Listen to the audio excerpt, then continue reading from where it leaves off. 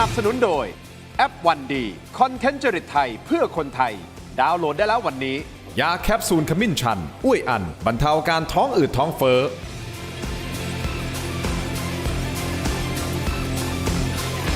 สวัสดีครับต้อนรับทุกท่านเข้าสู่รายการถกไม่เถียงครับประเด็นที่ผมจะถกวันนี้นะฮะติดตามความเคลื่อนไหวนะล่าสุดนะครับระหว่างไทยกับกัมพูชาคุณผู้ชมครับเมื่อวานนี้ก็ตกอกตกใจกันไปยกใหญ่นะฮะที่บ้านหนองจานนะฮะหลังจากที่กองกำลังบูรพานะฮะก็มีการประกาศคุมเข้มการเข้าออกพื้นที่บ้านหนองจานที่จังหวัดสระแก้วนะครับคุณผู้ชมครับหลายคนก็เข้าใจเฮ้ยอันนี้คือเคอร์ฟิวเหรอมันเกิดอะไรขึ้นอยู่ที่หลักเขตแดนที่46และ47นะฮะโดยคาดว่าชนวนเหตุที่ทำให้เจ้าหน้าที่ต้องออกมาคุมเข้มจำกัดเวลาเข้าออกพื้นที่ก็เพราะว่ามันมาจากกลุ่มอินฟลูเอนเซอร์นะฝั่งของกัมพูชาหรือเปล่าแล้วก็ชาวบ้านที่เขาไปขุดดินทำลายพื้นที่กันไปมานะฮะก็คือพิพาทกันไปมาจนสุดท้ายเนี่ยกลัวมันจะบานปลายก็เลยคุมเข้มซะงั้นแหละเจ้าหน้าที่ก็รีบลงมาระงับเหตุนะครับผู้ชมตอนแรกเข้าใจว่าเคอร์ฟิวฮะคุณผู้ชมแต่ทางด้านของกองทัพบกออกมาชี้แจงบอกเฮ้ยอันนี้ไม่ใช่เคอร์ฟิวนะครับเพียงแต่คุมเข้มเรื่องของเวลาเข้าออกฮะนี่กองทัพภาคที่1ประกาศแบบชัดเจนอย่างนี้แต่แน่นอนเราคงมองข้ามไม่ได้นะฮะก็ต้องเข้าไปเจาะลึกว่าตกลงน่ะมันเกิดอะไรในพื้นที่ส่วนอีกประเด็นหนึ่งคุณผู้ชมครับการปั่นในโลกออนไลน์ของกัมพูชามีทั้งคลิปไวรัลนะก็มีการอ้างว่าล็อกเป้าจรวดจ่อถล่มฐานทัพเรือสัตหีบของเราแถมยังมีคลิปขน BM-21 ประจำการตามชายแดนเขาบอกว่าแหงนกระบอกปืนเนี่ยเตรียมพร้อมที่จะรบกับเรานอกจากนี้ยังมีการปั่นข่าวแถลงใส่ร้ายใครครับใส่ร้ายไทยฮะอ้างว่าไทยเนี่ยยึดปราสาทคณาอีกด้วยก็ไม่แน่ใจนะครับว่ากัมพูชากำลังเล่นไม้ไหนอยู่วางแผนลับอะไรอยู่เดี๋ยวมาไล่เรียงกันแน่นอนนะครับคุณผู้ชม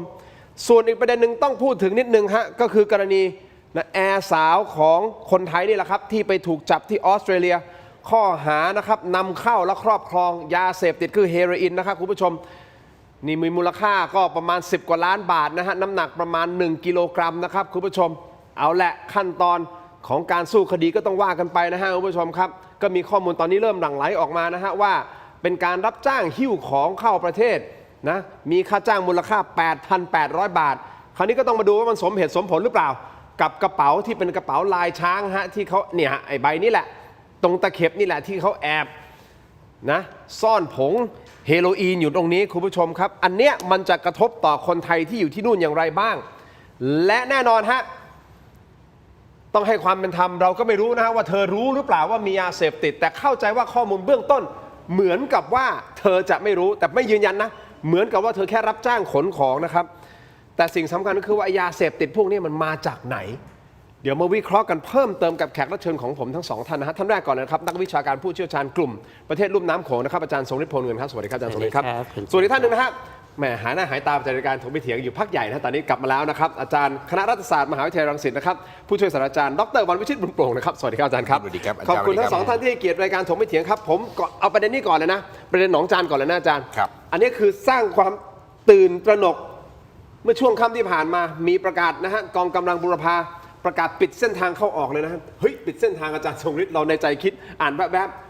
เคอร์ฟิวแสดงว่าอะไรสักอย่างแน่เลยมันต้องมีความเคลื่อนไหวนะครับไปปิดพื้นที่เข้าออกพื้นที่รอยต่อบริเวณบ้านหนองจางอำเภอโคกสูงนะฮะจังหวัดสระแก้วคุณผู้ชมครับซึ่งเป็นพื้นที่หมู่บ้านชายแดนที่เคยเกิดการกระทบกระทั่งและข้อพิพาทเรื่องเขตแดนกัมพูชาอย่างรุนแรงในอดีตนะฮะปรากฏว่ามีการชี้แจงว่าไม่ใช่เคอร์ฟิวนะไม่ใช่เคอร์ฟิวที่ห้ามประชาชนเข้าออกจากบ้านเพียงแต่เป็นการประกาศของกองกำลังบูรพาที่สั่งห้ามบุคคลภายนอกเข้าไปในพื้นที่เฉพาะบริเวณหลักเขตแดนที่ 46 ถึง 47 ช่วงเวลา 18 นาฬิกาถึง 6 นาฬิกาเท่านั้นก็คือ 6 โมงเย็นถึง 6 โมงเช้าห้ามส่วนการสัญจรไปมาในพื้นที่อื่นยามวิกาลยังคงทำได้ตามปกติแหละเพื่อที่จะป้องกันผู้ไม่หวังดีเข้ามาถ่ายภาพฐานปฏิบัติการทางทหารในฐานะที่อาจารย์ทรงฤทธิ์เกาะติดเรื่องแน่นอนนะไทยกัมพูชาแล้วมีเชี่ยวชาญเรื่องนี้มานานนะฮะการที่กองทัพไทยต้องลุกขึ้นมาจำกัดกำจัดข่าวลือต่างๆและจำกัดเวลาเข้าออกบริเวณหลักเขตตรงนี้นะครับมันสะท้อนความผิดปกติอะไรบ้างครับ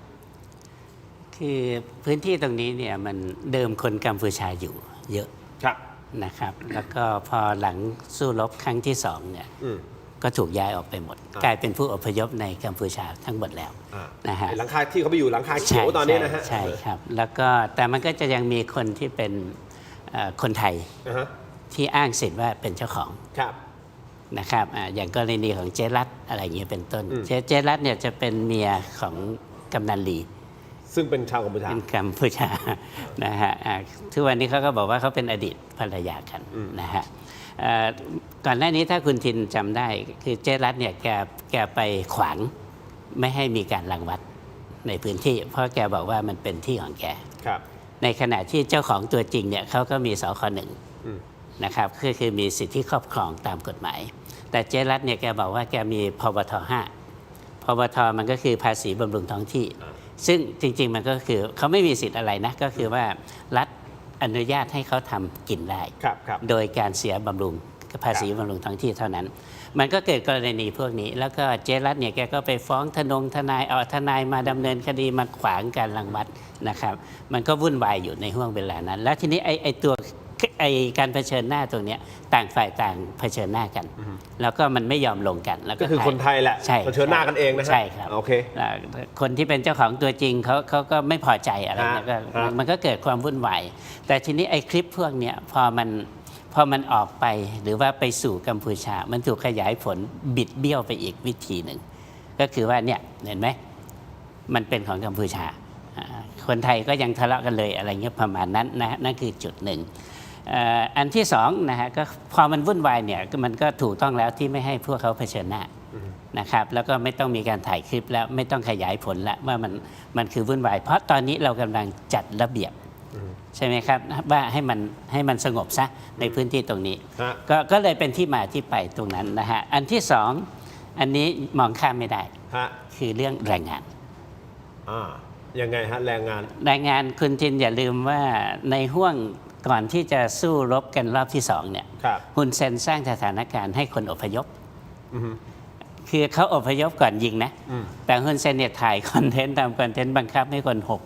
620,000 กว่าคนเนี่ยที่อยู่ตลอดแนวชายแดนไทยนะครับอพยพออกจากพื้นที่ที่เป็นแนวเผชิญหน้าแล้วก็ถ่ายคอนเทนต์ทุกวันนี้ก็ไอ้ที่อยู่บ้านไอ้ชั่วคราวไอ้หลังคาเขียวอ่อนๆนั่นแหละนะฮะมันก็เลยทำให้เกิดกรณีพวกนี้หนึ่งนะครับอันที่สองก็คือแรงงานที่ถูกบังคับให้กลับบ้านในระลอกแรกที่ถูกบังคับเนี่ยคือ 960,000 900,000 กว่าคนนะครับจำตัวเลขนี้ได้แล้วปีถัดมาก็คือว่ามันจะมีแรงงานที่ไม่สามารถต่อการทำงานในเมืองไทยได้เดือนกุมภาก็คือปีนี้นะครับอันนี้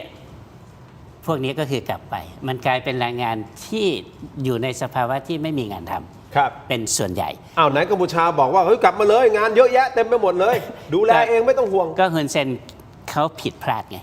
โอเคนะฮะฮุนเซนผิดพลาดก็เพราะว่าคิดว่าบังคับให้แรงงานตัวเองกลับบ้านแล้วนายจ้าง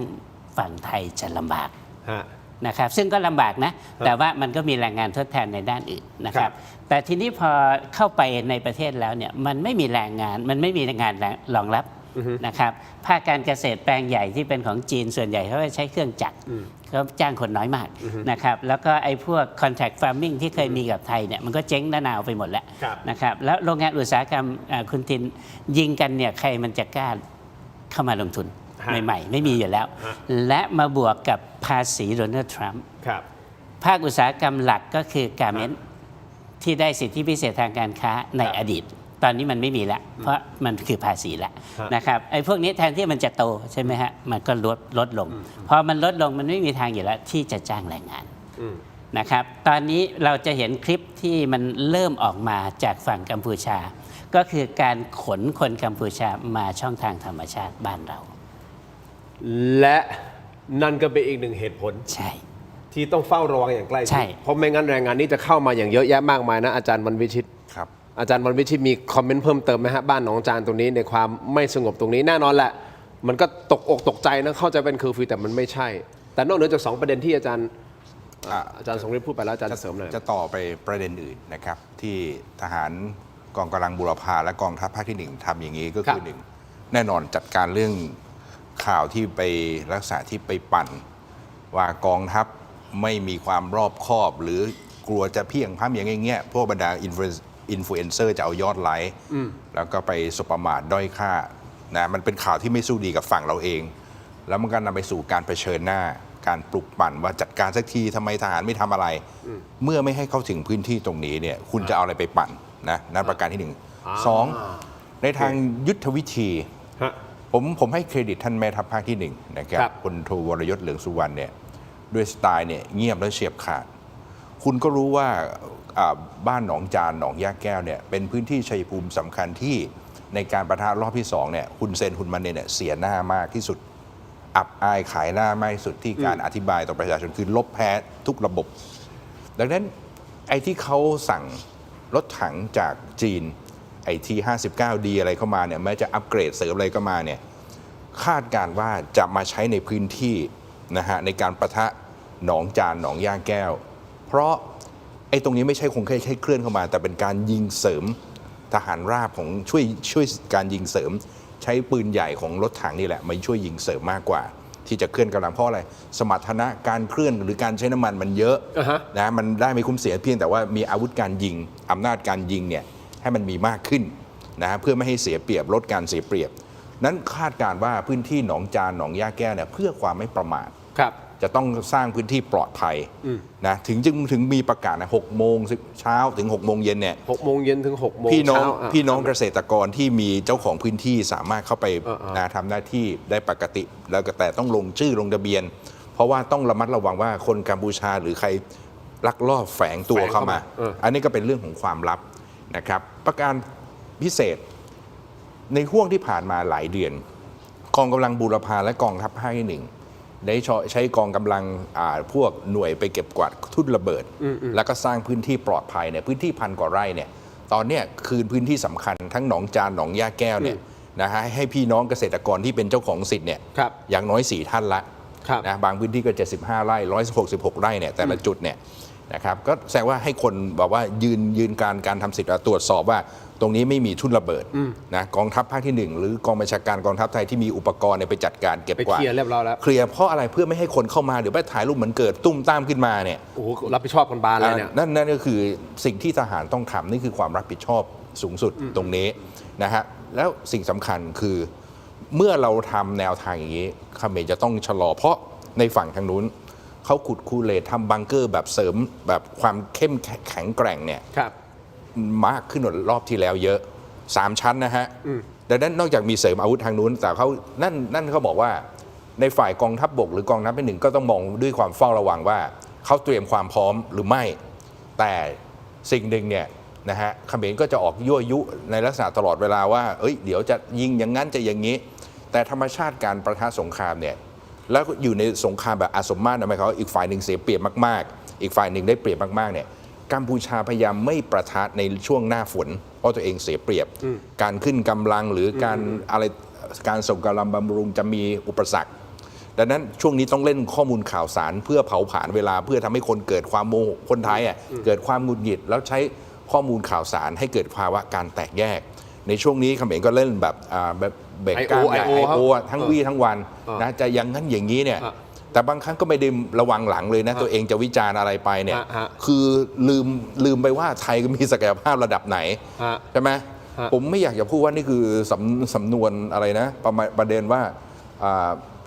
ผู้ดีเดินตรอกขี้คอกเดินกะลาอะไรอย่างเงี้ยนะฮะคือเราไม่ใช่ว่าเรามาเหนียมว่าโอ้กลัวเหลือเกินจะมายิงใส่สัตหีบเราแต่โทษนะอาวุธนำวิถีหรือประเภทตระกูลต่างๆมันทุกจุดทั่วกัมพูชาถ้าคุณจะเล่นกันอย่างเงี้ยถ้าวัดวากันมาเราก็ไม่อยากจะไปรับไปเกทับอะไรลักษณะแบบนี้ดังนั้นผมว่าเราต้องบริหารสติจิตใจว่าคนไทยด้วยกันอย่าไปยั่วยุนะฮะอยู่ภาวะให้นิ่งอยู่ในสงบเชื่อมั่นในกองทัพอันนั้นคือสิ่งที่เราจะต้องทำในฐานะประชาชนคนไทยแต่มันก็มีข่าวลือว่าเขมรจะตีคืนบ้านหนองจานซึ่งข่าวนี้นะฮะผมขออนุญาตนะฮะคุณวาสนานานุ่วมนักข่าวอาวุโสสายทหารก็เปิดเผยในรายการเรื่องใหญ่ไลฟ์ทอล์กของ PPTV บอกว่าช่วงสัปดาห์ที่ผ่านมานะฮะคุณวาสนาบอกว่าไอ้ข่าวบอกว่าเขมรนี่แหละจะตีคืนบ้านหนองจานเพราะมันมาจากการให้สัมภาษณ์หรือลงพื้นที่นะของพลเอกยึกบุญชัย ยึกใช่ไหมว่ายึ ยึกแปลว่ายักษ์ ยึก ยึกยักษ์นะฮะ ยึกยักษ์ยึกบุญชัยอดีตรองนายกและอดีตผู้บัญชาการทหารสูงสุดของกัมพูชา ลงพื้นที่ไปที่หมู่บ้านหลังคาเขียว และปลุกระดมชาวบ้าน มีใจความว่าถ้าคุยทางการทูตกับไทยไม่รู้เรื่องเขมรจะระดมกองกำลังและบุกยึดคืนบ้านหนองจานทั้งสองท่านคิดเห็นยังไงกับประเด็นนี้ เดี๋ยวขออนุญาตพักสักครู่รวมถึงประเด็นที่เขมรขู่ยิงฐานทัพเรือสัตหีบเขาทำได้ถึงขนาดนั้นเลยเหรอ พักสักครู่ช่วงหน้ากลับติดตามครับ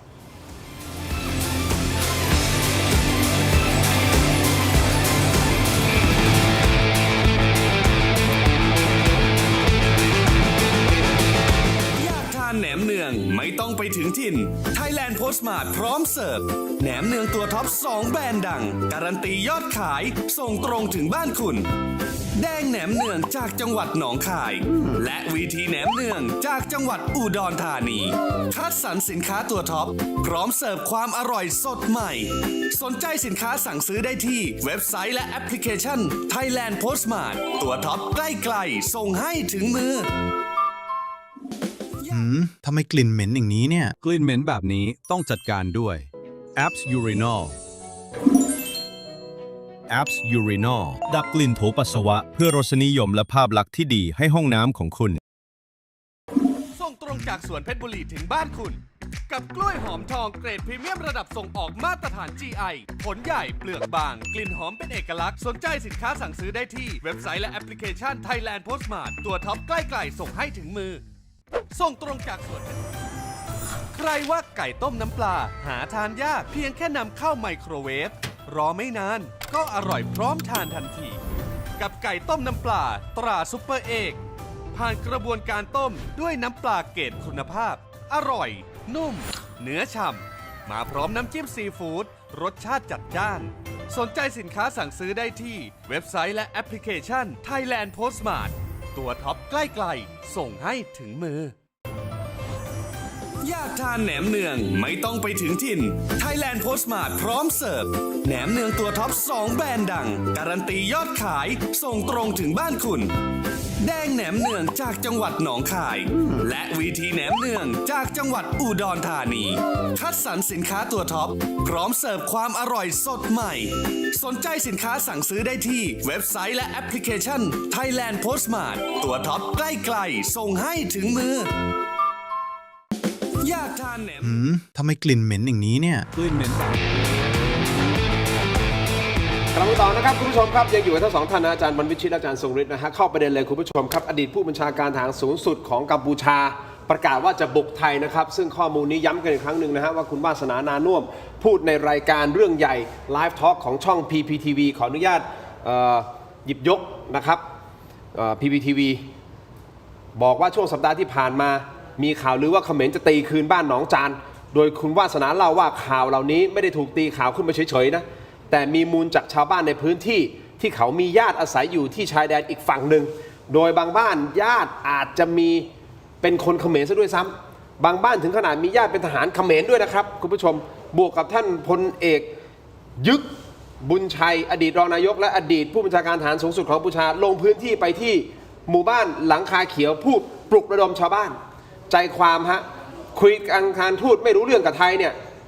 เราจะต้องระดมกองกำลังและไปยึดบุกบ้านหนองจานคืนฟังเสียงครับnó ngay bằng ôn khá thuynh thập đây việc không cái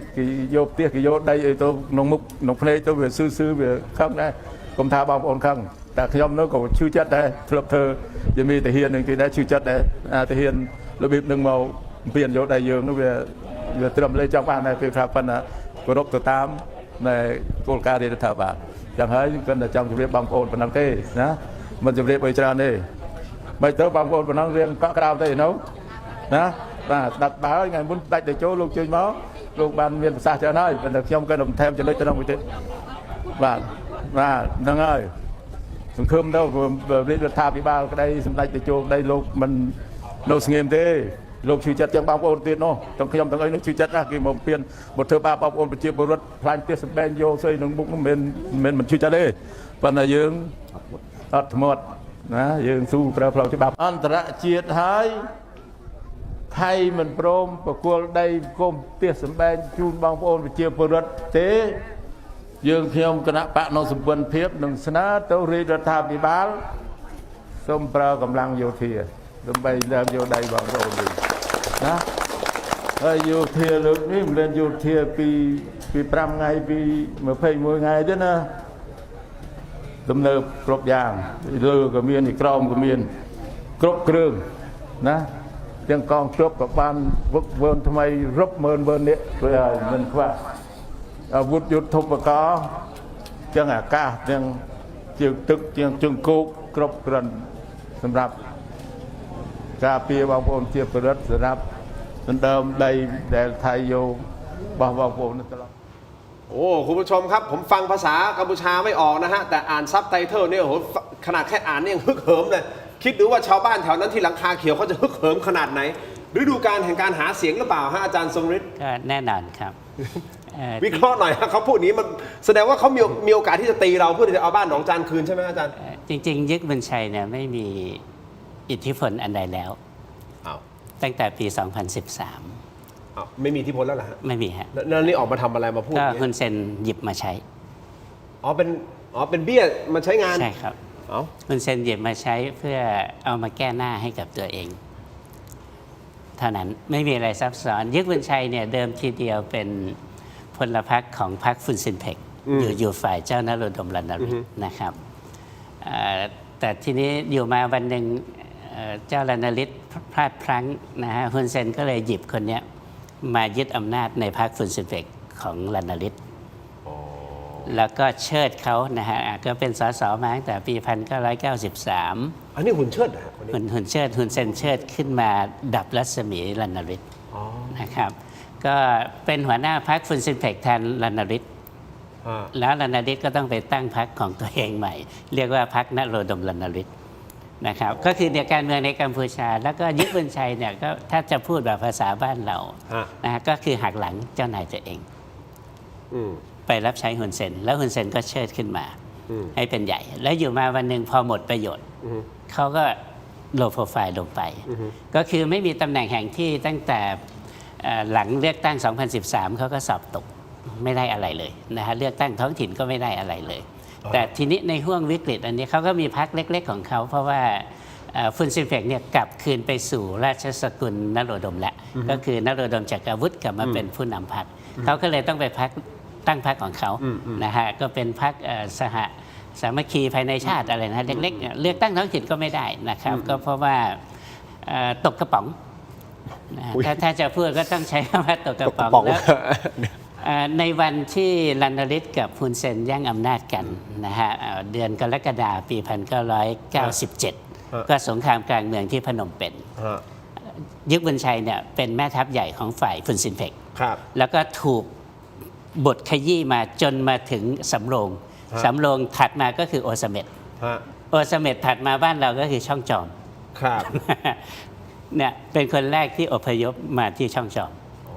เพราะว่าฮุนเซนบทขยี้มา อ๋อ นะครับก็นั่นแหละพอเขารู้ว่าเขาสู้ฮุนเซนไม่ได้ ฮะ แล้วฮุนเซนใช้ประโยชน์จากเขาได้ ฮะ เขาก็เลยยอมแปลพรรคจากฟุนเซนเพก มา นะ ซบ ฮะก็ ซบอกคุณ เป็น ซ สสแล้วก็เคยเป็นสูงสุดในวุฒิสมาชิก เพราะว่าฮุนเซนไม่ให้ลงสส ครับ นึกออกไหมลงสสแล้วสอบตกฮุนเซนก็เลยเชิดไปเป็นสวเพราะสวเนี่ยมันจริงๆแล้วมันก็คือคะแนนจัดตั้งอยู่แล้ว โอเค นะครับก็เป็นสวอยู่2 สมัยเท่านั้น ถ้าอย่างนี้สิ่งที่คนนี้พูดเดี๋ยวถามอาจารย์วันวิชิตดีกว่าว่าสิ่งที่ท่านพวกนี้พูดเนี่ยมันมีน้ำหนักไหม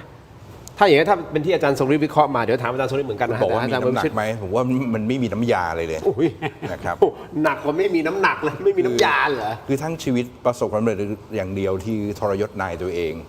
หลังจากนั้นก็คือเป็นผู้ที่ถูกยอมรับใช้ฮุนเซนมาทุกฤดูกาลคิดดูนะระบบการเลือกตั้งเขมรเนี่ยถ้ามีทั้งปืนมีทั้ง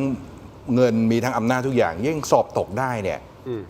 เห็นแล้วไหมว่าศักยภาพมันมีแค่ไหน ผมถึงบอกไม่มีน้ำยาไงอย่างเงี้ยนะครับแล้วที่สำคัญนะคือเขาเน้นเขาว่าบ้านเรือนเนี่ยนะฮะตลอดเวลาก็เป็นผู้แปลถิ่นเป็นผู้อพยพล็อตแรกใช่ไหมที่หนีมาตลอดญาติพี่น้องสมัยเราที่ภาวะความสัมพันธ์อย่างปกติญาติพี่น้องยึกบุญชัยเนี่ย เข้ามารักษาพยาบาลทางผ่านทางสุรินทร์เนี่ยก็เยอะนะคือผมไม่อยากจะพูดอะไรคือแบบประเภทพวกความจำสั้นนะฮะ แล้วก็คือเอาจริงๆนะต้องกินแปะกล้วยหน่อย ใช่ ความจำจะได้ยาวๆ ยาวๆจะได้รู้ว่าบุญคุณคืออะไรนะพูดบ้านเรือนเนี่ยนะผมแถมไม่ให้สำนวนกัมพูชาน่าจะมีมั้งเพราะว่ากินบนเรือนเนี่ยนะคืออะไรเอาไปต่อเอาเองนะครับเดี๋ยวจะเจ็บใจกันเปล่าๆดังนั้นนี่ก็คือสิ่งหนึ่งที่ผมว่าอดีตนะครับที่เอามารับใช้แล้วก็คือเปลี่ยนหน้าผัดกันพูดแต่เอาจริงๆนะชาวบ้านเขาแค่คือเอาละเป็นเพื่อเป็นภาพเป็นคอนเทนต์นะครับอาจารย์มองนี่คือการทำคอนเทนต์ให้เกิดคอนเทนต์มีความฟีดว่าไม่ได้เพียงพำเพราะว่าอย่างที่ผมบอกแหละหนองจานหนองย่าแก้วเป็นพื้นที่แรกที่ผมคิดว่าคุณเซนฮูมาเนตเนี่ยพยายามจะเอาคืนให้ได้พี่เล็กวัฒนาโพสต์แต่มีนัยยะที่เราจะต้องไม่ประมาทเพราะว่าเป็นพื้นที่ที่มันลดความได้เปรียบเขามากที่สุดหมายความว่ามันเป็นพื้นที่ราบถ้าปะทะเราก็มีโอกาสจะเสียหายบ้างนะแต่ขณะเดียวกันเราก็มีการปรับยุทธวิธีกันตลอดเวลายิ่งภาวะที่กองทัพภาคที่ 1ใช้แนวทางกันอย่างเงี้ยนะครับเข้ามาควบคุมพื้นที่แบบนี้ดังนั้นเพื่อความไม่ประมาทเนี่ยผมว่าเขมรเขาก็ต้องงงแล้วนะฮะว่าเรามาไม้ไหนเพราะว่าการที่หลายคนบอกว่าได้รถถังได้อาวุธอะไรต่างๆเข้ามาเนี่ยด้วยภูมิประเทศโอเคบางพื้นที่ใช้รถถังได้ไหมของกัมพูชาเช่นซัมแตในอีสานใต้เนี่ยโอกาสได้ใช่แต่มันก็ยังเสียเปรียบมันพื้นที่มันบีบแต่ว่าในพื้นที่หนองจานหนองยะแก้วมันจะโล่งกว่าดังนั้นการที่จะส่งกำลังบำรุงหรือการเคลื่อนย้ายการส่งคนมาปะทะเนี่ยนะครับมันเห็นแล้วว่าเขาเอาล่ะเขาแสดงความพร้อมไม่เห็นแต่เอาจริงๆปะทะจริงๆก็ด้วยความเคารพนะครับเราไม่ได้ว่ารักชาติจนแบบไม่ลืมหูลืมตาแต่ว่าศักยภาพมันแตกต่างกันมากเพราะเอาแค่ตัวรถถังนะเขาเป็นรถถังแบบรุ่นแบบไอ้T59Dอ่ะเพิ่งมาอัปเกรดประมาณช่วงประมาณ1995นะครับก็คือเป็นรุ่นที่มันตามหลังเรา1รุ่นน่ะของเราเป็นยุคเจเนอเรชันรุ่นที่ 3 ที่ได้แบบ VT นะครับของจีนเนี่ยนะครับอันนี้คือมันมีความเคลื่อนไหวของทหารฝั่งกัมพูชานะอาจารย์ทรงฤทธิ์อาจารย์วันวิชิตคุณผู้ชมครับมีรายงานยืนยันว่ามีการนำรถถังเนี่ยT59Dที่อาจารย์พูดเนี่ยล็อตแรกที่เพิ่งได้มาจากจีนเข้ามาในพื้นที่แนวหลังละแม้จะไม่ได้ประชิดแนวชายแดนเสียทีเดียวนะครับแต่ก็สร้างความกังวลนิดนึงนะให้กับชาวบ้านไทยบอกว่ากัมพูชาอาจจะนะใช้กำลังบุกยึดคืนบ้านหนองจานจริงมันเป็นประจวบเหมาะกับหลายอย่างจริงจากที่ผมเล่ามาไม่ว่าจะเป็นคำพูดของนายยึกบุญชัยบวกกับรายงานเรื่องของรถถังบวกกับความเคลื่อนไหวข้อมูลข่าวสารจากคนในพื้นที่ที่มีญาติก็ดีที่ฟังกัมพูชารู้เรื่องเองก็ดีเนี่ยก็เลยกังวลว่าไอ้พื้นที่เนี่ยสุดท้ายจะมีการเข้ามาบุกหนองจานใช่หรือไม่แต่อาจารย์ทรงฤทธิ์ก็พูดมาประเด็นที่บอกว่าเฮ้ยนายยึกเนี่ยจริงๆก็เป็นแค่หมากเบี้ยหนึ่งที่คุณเซนเอามาใช้ตอนนี้ซึ่งถามว่าอาจารย์มาวิชิตพูดตรงมากก็คือไม่มีน้ำยาเลยซะด้วยซ้ำแต่ทำไมเขาถึงเลือกใช้ยึกบุญชัยออกมาพูดในช่วงจังหวะแบบนี้มันมีนัยยะอะไรหรือเปล่าคุณผู้ชมครับรวมถึงขู่ยิงฐานทัพเรือสัตหีบของเราเขามีศักยภาพถึงขนาดนั้นหรือไม่เราต้องกังวลขนาดไหนคุณผู้ชมผมขอเนี่ยผมต้องพักสั้นๆอีกสักครู่เดียวนะฮะเดี๋ยวช่วงหน้ากลับมาฟังอาจารย์ทรงฤทธิ์พูดเพิ่มเติมกับอาจารย์วันวิชิตใน2ประเด็นหลักนี้นะครับคุณผู้ชมพักสักครู่เดียวครับช่วงหน้าครับ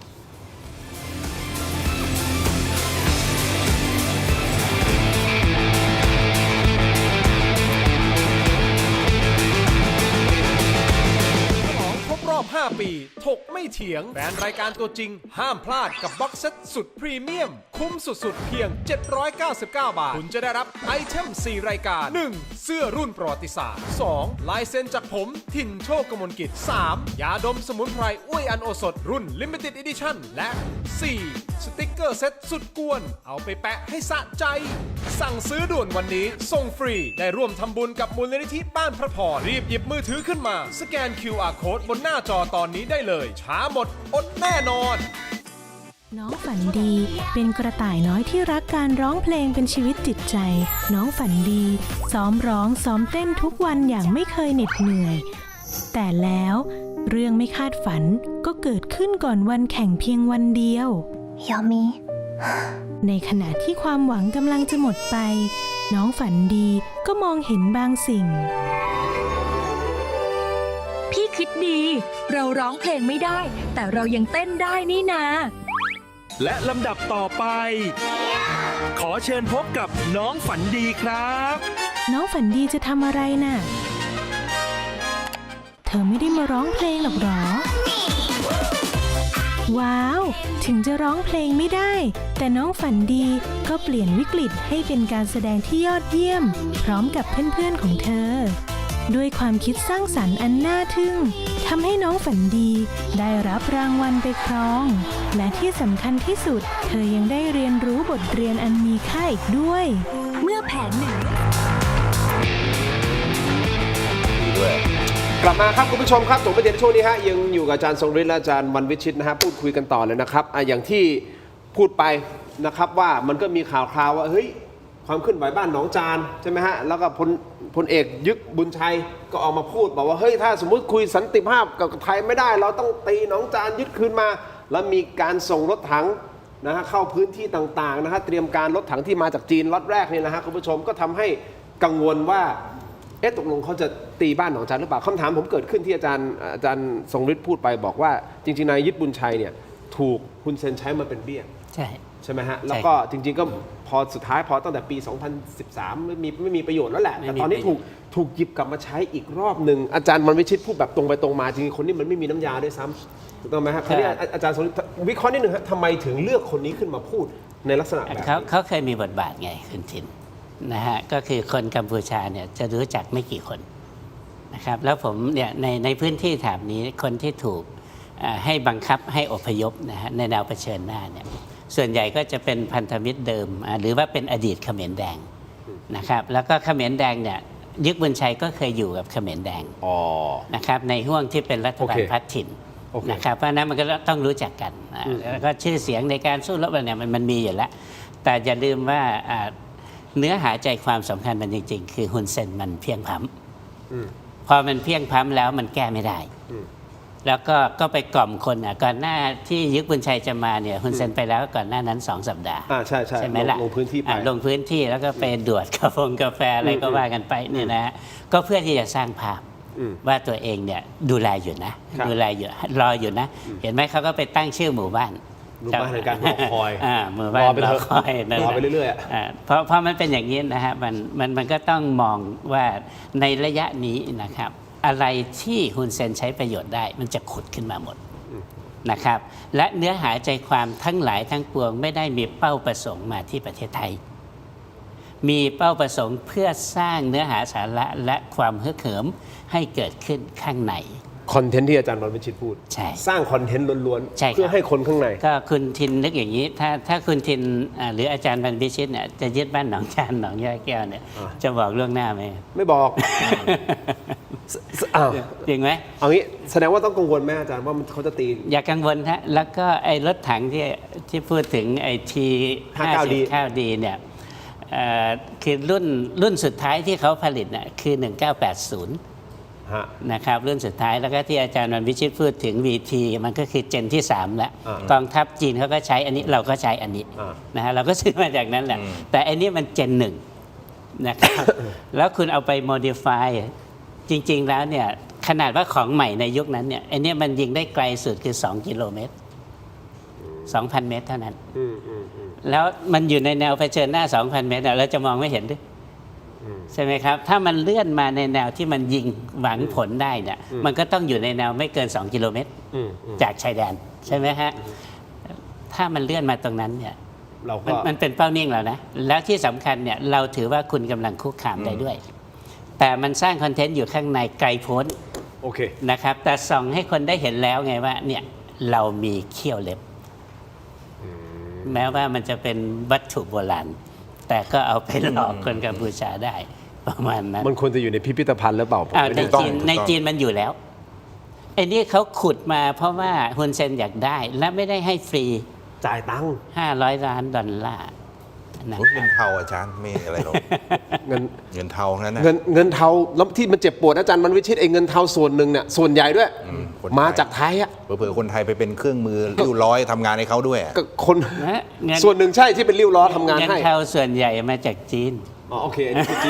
คือจีนเทาแต่ว่าสแกมเมอร์เราก็โดนไงถูกต้องไหมฮะที่เราเสียมูลค่าเป็นหลายหมื่นล้านเป็นแสนล้านต่อปี ก่อนหน้าเนี้คอเซ็นเตอร์แก๊งต่างๆ มันก็มาจากเงินคนไทยที่โดนหลอกไป ครับ คราวนี้ถ้าดูทรงแบบนี้แล้วนะฮะผมขอไปต่อเลยนะจากเรื่องรถถังผมไปสัตหีบต่อเลยอาจารย์บรรพิชิต ที่เขามีตอนที่ขู่นะอย่างนี้นะเขาเป็นประเด็นร้อนในโลกออนไลน์มีการแชร์คลิปจำลองการใช้โปรแกรมพิกัดดาวเทียมคุณผู้ชมครับล็อกเป้าหมายมาที่ฐานทัพเรือสัตหีบในจังหวัดชลบุรีแล้วมีการ เดี๋ยวนะดาวเทียมเขามีดาวเทียมแล้วเหรอ แม่อาจารย์เบรก มี ผม เหรอ ซะหัวทิ่มเลยนี่ก็นี่ไงมีดาวเทียมอย่างเงี้ยเขาบอกอย่างเงี้ย AI ใช่ไหม ไม่แน่ใจอ่ะ ซื้อโปรแกรมอะไร ใช้ Google Google Earth อันนี้Google Earth อ่ะ Google Map ดัดแปลง ประมาณนั้นอ่ะ เสียงในหัวมันเรียกร้องใช่ไหม ไม่รู้อ่ะ ใช่ไหม แต่ที่แน่ๆเขาล็อกเป้ามาที่ฐานทัพเรือสัตหีบในจังหวัดชลบุรีพร้อมขู่ว่าสามารถใช้จรวดหลายลำกล้องแบบ PHL 03ที่กัมพูชามีอยู่ ยิงโจมตีได้ลึกถึงพิกัดดังกล่าว เรื่องนี้ทางกองทัพไทยตรวจสอบเชิงลึกแล้วพบว่าเป็นเพียงคลิปเก่าตั้งแต่ปีที่แล้วปลายปีที่แล้วโดยคาดว่าเป็นฝีมือของชาวเน็ตของกัมพูชา เขาเก่งแต่อย่างนี้แหละ ปั่นกระแสปลุก ครับ ไม่ใช่เป็นการข่มขู่จากกองทัพกัมพูชาเป็นอย่างใด ครับ โอ้แต่แสดงว่ามันก็ไม่ต้อง เอา กังว อ ล ย่างนี้คือ ข่าวสารอีก คือกัมพูชาทำอะไรเพื่อมัดตัวเองอีกแล้วครับท่าน ยังไงฮะ หนึ่งบอกจะบุกหนองจานหนองยาแก้วสองจะยิงใส่สัตหีบเนี่ยแล้วเที่ยวไปบอกโพธนาว่าไทยเป็นผู้คุกคามเป็นผู้รุกรานเนี่ย โอ้ขอบคุณมากครับ เฮ้ยพูดอะไรไว้หน้าไอ้คุณมาเน็ตเจ้านายมึงเจ้านายคุณด้วยนะกับหลุดภาษาพ่อคุณไปแล้ว โอ้ย ไว้หน้าด้วยว่าอย่างงู้นอย่างนี้เนี่ยคุณจะลุกลานเราอีกแล้วสองเรียนคณิตศาสตร์เยอะๆนะอ่านดูด้วยว่าวิธีการยิง เอาพื้นที่ใกล้สุดในพรมแดนกัมพูชาน่ะเอาไพลินเอาแนวขวางนะจังหวัดไพลินมาที่สัตหีบเนี่ย283 กิโลมีอาวุธตัวไหนของกัมพูชาเนี่ยที่มีปัญญาเอาตัวที่มีศักยภาพ จะยิงข้ามมาถึงสัตหีบ มีไหมเขามีไหมอาจารย์ ผมยังนึกไม่ออกเลยว่าจะมีตัวไหนอ่ะ BM21 อยู่ในวิถี 40-50 กิโลอำนาจการทำลายล้างนะครับ คือผมคิดว่าเขาเสพข่าวในช่องแคบฮอร์มุสเยอะไปนะแล้วก็คิดว่าตัวเองจะมีบ้าง ช่องแคบฮอร์มุส มันมีวิธีการยิงจากระยะไกลๆหลักร้อยกิโลไง ใช่ไหมแล้วมันโลกจินตนาการเอาฝัน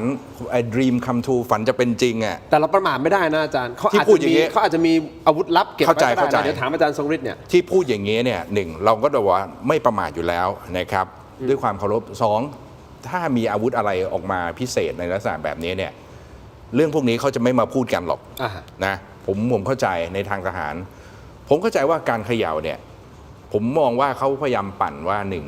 เพื่อนำไปสู่การพลางหรือการกระจายกำลัง ถ้าสมมติว่าขู่ไปสัตหีบคิดว่าฐานไทยคงจะมามีการวางกำลังจุดนั้นจุดนี้เป็นพิเศษ อาจจะเป็นพื้นที่จุดอื่นที่เขาเล็งไว้แล้วแต่อย่าลืมว่าเราใช้กำลังในการประทะรอบที่แล้วเนี่ยไม่น้อยกว่า 60,000 คนนะครับนะในทั้งพื้นที่กองทัพภาคที่1และกองทัพภาคที่2แล้วหมุนเวียนสับเปลี่ยน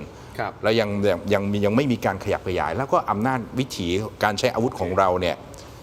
รอบที่ผ่านมาเนี่ยเขาแพ้เพราะรถถังรอบนี้เขาถึงเสริมรถถังนะเรามีทั้ง T-84 ของยูเครนนะฮะผมไม่ได้แบบมาบลับหรือมาคุยบอกว่าจะมายิงสัตหีบหรืออะไรแบบที่เขาแบบเขามาขู่นะแต่คุณทินใช่ไหมในชั้นในวงลึกแล้วกันประเทศต่างๆชาติมหาอำนาจขนาดกลางเขามายินดีจะให้เราเนี่ยถ้าเรามีตังค์พอแล้วสนใจรถถังในที่มีขีดความสามารถกว่ารุ่นที่เป็นอยู่เนี่ยวิธีเขายินดีขายในราคามิตรภาพเพราะด้วยภาพลักษณ์กัมพูชาเป็นสแคมโบเดียเนี่ยนะฮะคุณไปทำอะไรให้ประเทศไหนเจ็บช้ำน้ำใจเนี่ยชาตินั้นก็จะขายให้เราโอเคอาจารย์ทรงฤทธิ์กัมพูชามีไหมฮะมีศักยภาพในการที่จะยิงจากเขามาถึงสัตหีบไหมไม่ถึงแล้วครับ ยังไงก็ไม่ถึง PSL 03มัน130 กิโลเมตรเท่านั้นเต็มที่เลย แล้วตั้งแต่ลบมา2 รอบเขาเคยยิงไหมล่ะเขามีนะเขามีอยู่40 เซตแต่ไม่ยิงแต่ใช้ได้จริงๆประมาณ17เซตทำไมฮะมันไม่มีกระสุนนะฮะ17 เซตเนี่ยมีกระสุนแต่ทำไมยิงไม่ได้ล่ะอาจารย์ทรงฤทธิ์เดี๋ยวผมขออนุญาตคุณผู้ชมไปสแกนออนไลน์ตอนนี้ไปออนไลน์ของเราเลยนะฮะคุณผู้ชม QR Code ตอนนี้นะครับไปที่เทอร์ดิชั่นใน YouTube นะ Facebook ถกไม่เถียงไปพูดคุยกันต่อนะครับในประเด็นนี้นะฮะรวมถึงประเด็นของแอร์นะของการบินไทยนะฮะที่ถูกจับกุมที่ประเทศออสเตรเลียนะครับคุณผู้ชมครับเดี๋ยวจะมีความคืบหน้าข้อมูลต่างๆเกี่ยวกับประเด็นนี้นะฮะรวมถึงความคิดเห็นทั้ง2ท่านและแน่นอนแหล่งที่มาของยาเสพติดนะครับไม่ได้บอกเขารู้เห็นหรือไม่รู้เห็นนะครับเราไม่ยืนยันแต่แหล่งที่มาของยาเสพติดเนี่ยอันนี้น่าจะต้องวิเคราะห์และที่สำคัญเขมรเขาใช้ อันนี้แหละมาโจมตีเราเละเลย บอกว่านี่ไงประเทศเนี่ยประเทศคุณไงประเทศยาเสพติดไงโอ้โหเจ็บช้ำเหลือเกิน เจอกันในออนไลน์คุณผู้ชมครับทางทีวีขอบคุณทั้งสองท่านก่อนนะครับ ครับ อาจารย์ครับขอบคุณครับขอบคุณครับเจอกันในออนไลน์ผมไม่เถียงครับสวัสดีครับ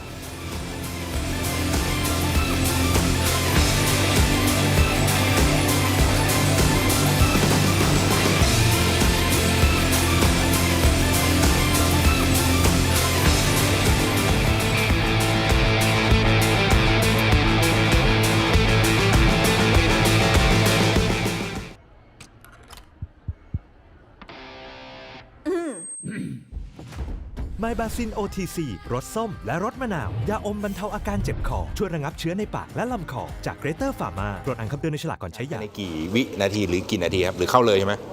ก็เดี๋ยวเขาจัดอะไรเสร็จอาจารย์เข้าห้องน้ำไหมได้เลย ไม่ครับ ไม่ออนยังสวัสดีครับพ่อแม่พี่น้องที่ชมออนไลน์อยู่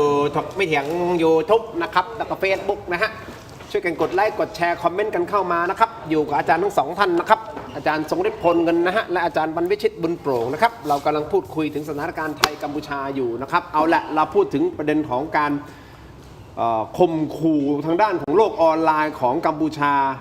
นะฮะตั้งแต่บ้านหนองจานก็มาถึงจุดที่เราพูดถึงเรื่องของสัตหีบนะฮะว่าเขามีศักยภาพถึงหรือไม่ถึงอย่างไรซึ่งอาจารย์ทรงฤทธิ์และอาจารย์บรรวิชิตก็ยืนยันว่าเท่าที่เขามีอยู่ณตอนนี้ไม่ถึงยังไงก็ไม่ถึงสัตหีบนะครับแต่เราก็ไม่ประมาทว่าเขามีอะไรซ่อนเร้นอยู่หรือเปล่านะซึ่งก็ต้องใช้เงินเยอะในการซื้อนะตลาดมืดมันคงมีขายแหละเนาะแต่ว่ามันคงแพงจัดอะ มีแต่มันไม่ได้รัดใหญ่ ไม่ใช่ล็อตใหญ่ ไม่มีรัดใหญ่ อาจจะเปาะแปะยิง 2 นัดจบ อย่างนี้นะครับถามว่าเขามีไหม PHL และ03ใช่ไหมมี แต่ว่า ยิงไม่ได้ เพราะว่า ไม่มีรหัส มีรหัสจากพี่ใหญ่ พี่ใหญ่คือจีน ครับ นะครับไม่มีรหัสเขาเลยยิงไม่ได้ แต่ถามว่าเขามีรหัสจะยิงหรือเปล่า เราก็ไม่แน่ใจนะครับเดี๋ยวนะ ยอดมากี่พันละจบออนไลน์ไป โอเคเดี๋ยวแป๊บนึงนะอ๋อโอเคมันมีข่าวหนึ่งนอกเหนือจากแอร์โฮสเตสไทยนะฮะที่ถูกทางการออสเตรเลียจับแล้วนะครับคุณผู้ชมครับมันมีกรณีของเป็นหญิงชาวอังกฤษปะชาวอังกฤษปะอยู่ไหนอะข้อมูลอยู่ในไลน์อะพี่ตรงไหนอะมันไม่ขึ้นหรอไหนอะผมมีเน็ตอะแต่ว่าเป็นถ้าชาวอังกฤษใช่ไหมถ้าผมจำไม่ผิดอายุ31ปะแล้วก็เดินทางออกจากไทยชาวฝรั่งเศสเหรอเป็นชาวฝรั่งเศสนะครับเดินทางไปออสเตรเลียเหมือนกันเนี่ยปรากฏว่าไปเจอสารเสพติดอยู่ในขวดบอดี้วอชก็คือครีมอาบน้ำบอดี้วอชโทรศัพท์ผมทำไมเน็ตจะไม่มีผมจ่ายตังค์แล้วนะหญิงฝรั่งเศสนี่หญิงฝรั่งเศสเอามาให้ดูสิอ่านหน่อยสิอ่านจากไหนก็มันไม่ขึ้นของฉันนะมันขึ้นของเธอนะนอกจากนี้ยังมีรายงานว่าออสเตรเลียแถลงจับกุมหญิงสัญชาติฝรั่งเศสวัย31 ปีที่เดินทางมาจากประเทศไทยและถูกจับกุมที่สนามบินเพิร์ธโดยเมื่อวานนี้เจ้าหน้าที่ตรวจพบว่าเธอซุกสารเสพติดอันตรายบิวเทนไดโอลแอบบรรจุในขวดครีมอาบน้ำก็คือบอดี้วอชน้ำหนัก50 กรัมโดยเจ้าหน้าที่ยังได้ตรวจค้นโทรศัพท์มือถือของเธอและพบภาพถ่ายที่ระบุว่าเธอน่าจะใช้วิธีกลืนหรือซุกซ่อนสิ่งของผิดกฎหมายไว้ในร่างกายซึ่งในเวลาต่อมาหญิงรายนี้ได้ขับถ่ายเม็ดยาสเตียรอยด์ออกมาจากร่างกายจำนวน40 เม็ดโอ้โหเจ้าหน้าที่ต้องมานั่งคลี่เลยนะฮะว่า40 เม็ดนี่ต้องมานั่งนับเลยนะฮะซึ่งเจ้าหน้าที่ยึดไว้เป็นของกลางเพื่อนำไปตรวจสอบทางนิติวิทยาศาสตร์ต่อไปอันนี้คือมาเป็นไล่เลียงกันใกล้เคียงกันกับสถานการณ์ของหญิงไทยที่เป็นflight attendant หรือว่าที่เรียก air hostess นะฮะของการบินไทยพร้อมหรือยัง พร้อมเสมอครับ เราพูดคุยกันต่อ ครับ ทีมงานพร้อมนะฮะจัดเรียบร้อยแล้วนะครับขอบคุณครับ5 4 3 2กลับเข้ามาครับผมไปถึงในช่วงของออนไลน์คุณผู้ชมครับยังอยู่กับอาจารย์ทั้งสองท่านนะฮะอาจารย์ทรงฤทธิ์พลเงินนะครับก็เป็นนักวิชาการผู้เชี่ยวชาญกลุ่มประเทศลุ่มน้ำโขงนะครับและผู้ช่วยศาสตราจารย์ดร.วรรณวิชิตบุญโปร่งนะครับอาจารย์คณะรัฐศาสตร์มหาวิทยาลัยรังสิตนะครับพูดคุยกันประเด็นไทยกัมพูชานะครับคุณผู้ชมครับแน่นอนเอาชื่อตอนขึ้นมาเลยนะฮะนี่คือตอนที่เรากำลังพูดอยู่เนื่องจากว่ามีความเคลื่อนไหวทางบ้านของบ้านหนองจานที่ทางด้านของกองทัพ ก็มีการควบคุมเวลาเข้าออกในพื้นที่นะครับตั้งแต่6 โมงเย็นถึง6 โมงเช้านะฮะใครที่ไม่เกี่ยวข้องห้ามเข้าในพื้นที่หลายคนเข้าใจตกใจว่าเฮ้ยอันนี้เคอร์ฟิวประกาศจะมีการปะทะกันใช่หรือไม่อย่างไรก็มาวิเคราะห์กันนะครับคุณผู้ชมครับว่าไม่ใช่เป็นเคอร์ฟิวแต่ว่าเป็นการควบคุมความสงบเพราะมีคนไทยตีกับคนไทยกันเองในพื้นที่นี้ฮะคนไทยก็คือเจรัตส่วนหนึ่งแล้วก็คนไทยอีกส่วนหนึ่งที่บอกว่าฉันเป็นเจ้าของพื้นที่ตรงนี้ไม่ใช่เจรัต ใช่ เจรัตนี่คือเขาบอกเป็นอดีตภรรยาของผู้ใหญ่ลี ผู้ใหญ่ลี ผู้ใหญ่ลีซึ่งเป็นชาว กำนันลี กำนันลีซึ่งเป็นชาวกัมพูชา ผู้มีอิทธิพล ผู้มีอิทธิพลในโอ้โห ผมรำคาญเคสนี้ บ้านเรามีอิทธิพลในพื้นที่เยอะมากเลยทำไมอาจารย์ถึงรำคาญเคสนี้ฮะ ผมก็เป็นเรื่องที่ง่ายมากว่าเรื่องการพิสูจน์เอกสารสิทธิ์ใครเป็นเจ้าของเนี่ยแล้วยิ่งเป็นพื้นที่ความมั่นคงสูงแบบเนี้ยควรจะกันบุคคลที่มีปัญหาออกไปนะถ้าเป็นลักษณะปั่นป่วนมาเบียดเบียนการเข้าถึงนะผลประโยชน์ของพี่น้องร่วมชาตินะนี่คือพื้นที่ไทยอ่ะอันนี้เห็นเจตนาที่ไม่สุจริตในการที่จะมาปั่นป่วน คนเป็นเจ้าของเอกสารสิทธิ์เนี่ยทำไมจะต้องมายึด อาจารย์ กังวลอะไร อาจารย์ก็ไม่ใช่ไม่รู้ว่าประวัติของบ้านหนองจานอาจารย์เรามันกี่10 ปีละมันฝังรากลึกขนาดไหนล่ะใช่ไหมอาจารย์ แล้วทำไมถึงปล่อยให้มันนานขนาดนี้คราวนี้น่ะมันอาจจะไม่ใช่มีแค่เจรัตคนเดียวไง เข้าใจ แล้วกำนันลีอะไรเงี้ยแล้วอาจจะมีคนอื่นที่มันเกี่ยวข้องจนมันเป็นโครงข่ายใยแมงมุมซะโอ้โหฝังรากลึกแล้วมันเป็นผลประโยชน์เยอะมากทางนี้ใช่ไหม ใช่ เป็นไปได้ใช่ไหม ถูก มันก็เลยไม่จบไม่สิ้นไงแล้วก็ต้องปล่อยให้เขามา ประเทศนี้ต้องการคนที่กล้าหาญทำในสิ่งที่ถูกต้องนะในพื้นที่ตรงนี้ในประเด็นแบบนี้เนี่ย เป็นโอกาสที่สามารถปัดกวาดนะพวกกะเลวลากออกไปจากพื้นที่ได้ จังหวะนี้จังหวะดีสุดแล้ว ดีที่สุดแล้ว แต่ทำไมไม่ทำหรือว่าทำไปแล้ว หรือว่า เราไม่รู้ แต่ โทษนะอาจารย์ ครับ อาจารย์ยังเป็นที่ปรึกษาท่าน ไม่ได้เป็นครับ ไม่ได้เป็นแล้วใช่ไหมเพราะว่าเปลี่ยน ไม่ได้ เปลี่ยน ใช่ครับ ท่าน ใช่ รัฐ ครับ มนตรีแล้วใช่ไหม ใช่ครับแล้วแต่ขณะเดียวกันผมคิดว่าก็ผมเชื่อว่าฝ่ายทหารนี่แหละเขาก็เกิดในภาวะที่อยู่ในสถานการณ์ที่เข้าไปแทรกตรงเนี้ยดีที่สุด เพราะว่าผมก็ไม่ด้วยความเคารพครับว่าบางทีเจ้าหน้าที่ในพื้นที่นะฮะก็ไม่ทำใส่เกียร์ให้มันไปให้สุดอ่ะ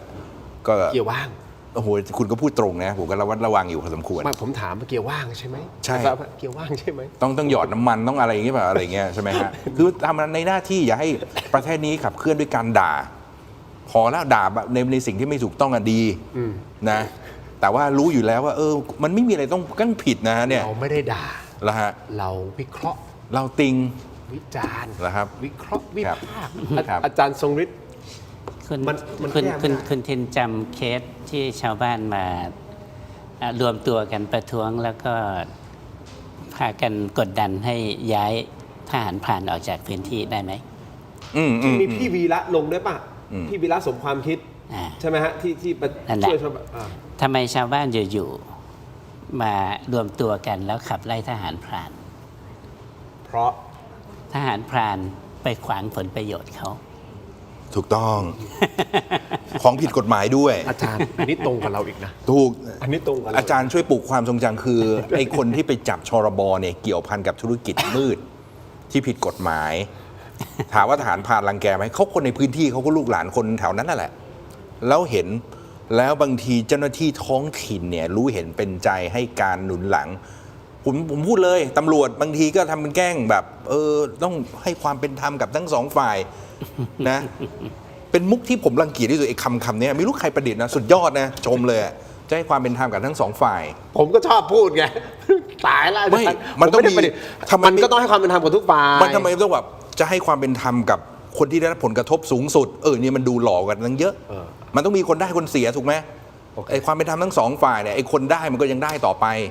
ไอ้คนเสียมันก็ยังคงเสียอยู่อ่ะ โอเค ต้องให้ความเป็นธรรมกับฝ่ายที่ได้รับผลกระทบสูงสุดมากกว่า ถูกต้อง โอเค ต้องอย่างเงี้ย อาจารย์ และหนองจานอยู่ได้เนี่ยก็เพราะว่าของหนีภาษี ครับ กำนัน ไม่ต้อง ดี แอปกันแล้วเนาะเราคุยกันแบบตรงไปตรงมาแล้ว ก็ ม่ต้อง ใช่ แอป ไงฮะ แล้วก็อย่าลืมนะฮะเขาอยู่ที่นี่เขาทำมาหากินที่นี่ ตั้งแต่ปีพศ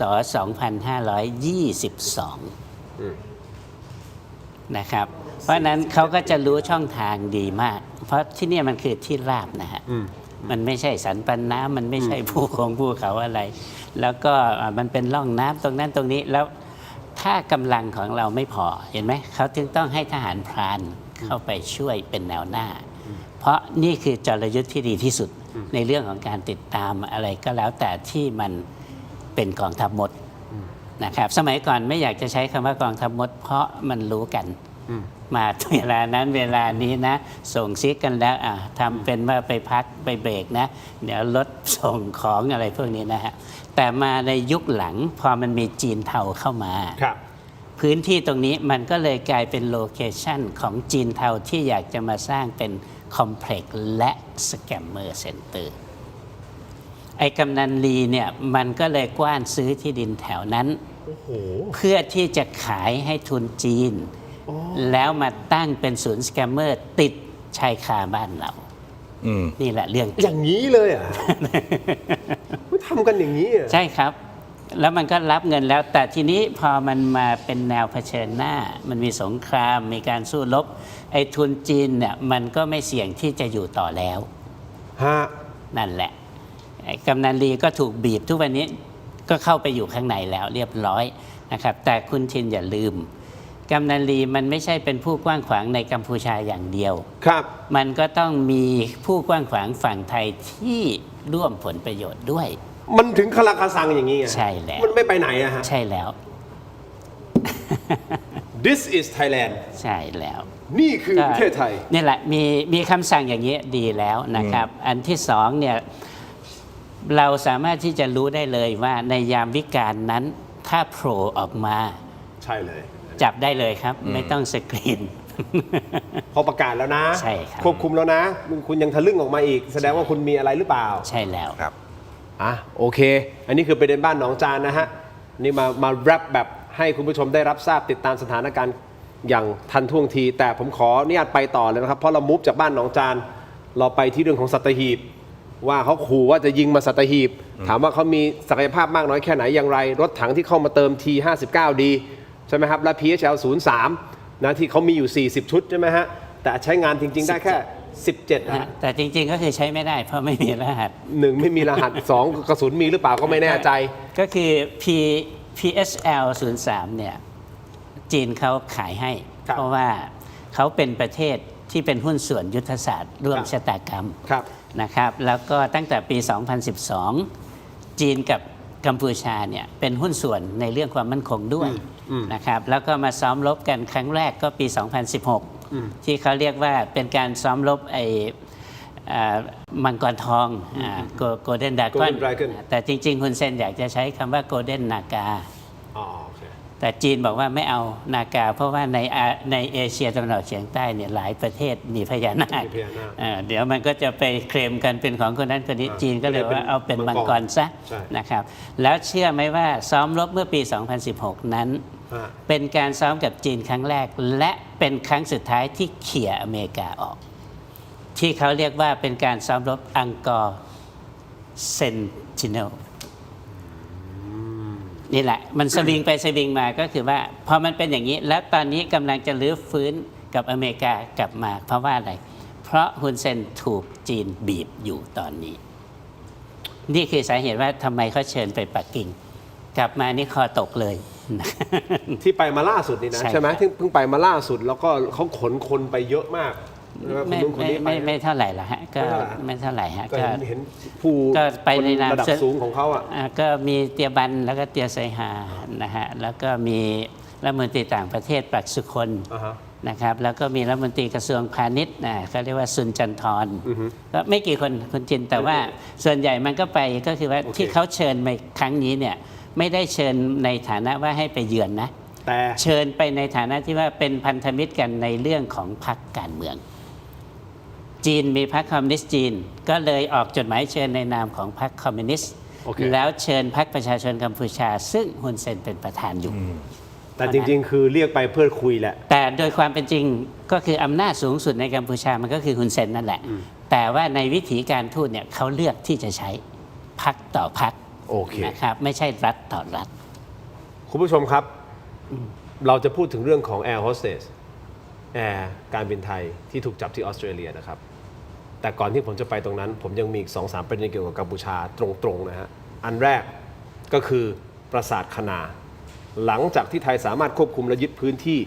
นะโดยรอบปราสาทคณาและได้มีการทำลายบันไดขึ้นที่เราเคยเปิดไปแล้วเนาะมีภาพเผาบันได บันไดไปนะฮะคุณผู้ชมล่าสุดบริเวณพื้นที่ราบเชิงเขาด้านล่างคุณผู้ชมยังคงมีช่องโหว่ที่ทหารกัมพูชาพยายามจะลักลอบเข้ามาทหารไทยจึงได้นำลวดหนามหีบเพลงไปวางเป็นแนวป้องกันปิดตายเส้นทางขึ้นทั้งหมดนี่อย่างนี้เลยอาจารย์ไม่ใช่แบบนี้เลยปีนขึ้นมาดีนักเรารู้ว่ามันจะปีนยังไงอีกนอกจากนี้บริเวณเนิน 225 มุ่งหน้าเนิน 350 ทหารไทยก็ได้นำกระสอบทรายมาวางเป็นกำแพงกั้นปิดตายไม่ให้ทหารกัมพูชาเข้ามาปรากฏว่ามีคลิปทหารกัมพูชาลาดตระเวนมาทางนั้นพอดีมาพอดีเลยฮะทำให้ต้องเดินหันหลังกลับไปแบบเซ็งๆนี่ฮะเขาเดินมายังกลับไปได้ยัง นี่นะฮะอันนี้ใช่ไหมอันเนี้ยนั่นแหละโอ้นั่นน่ะปิดนั่นน่ะเซ็งเลยฮะกลับไปเลยเห็นไหม see you bye bye กลับไปเลยนะครับแต่ประเด็นที่น่าจับตาเพิ่มเติมก็คือปราสาทตาเมืองธมนะฮะซึ่งตั้งอยู่พื้นที่กองทัพภาคที่ 2มีรายงานว่าหากเกิดการประทะกันขึ้นจริงกัมพูชาอาจจะเลือกล็อกเป้าหมายโจมตีที่นี่เป็นอันดับแรกโดยคุณวาสนานานุ่วมนักข่าวสายทหารวิเคราะห์เอาไว้ว่าเป็นการยึดครองในเชิงสัญลักษณ์เพื่อใช้ในการปั่นเรตติ้งเรียกคะแนนเสียงจากชาวกัมพูชา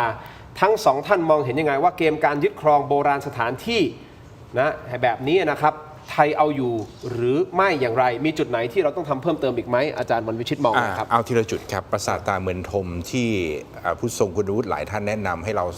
ทำบังเกอร์ให้เกิดความเข้มแข็งใกล้ตัวปราสาทเนี่ย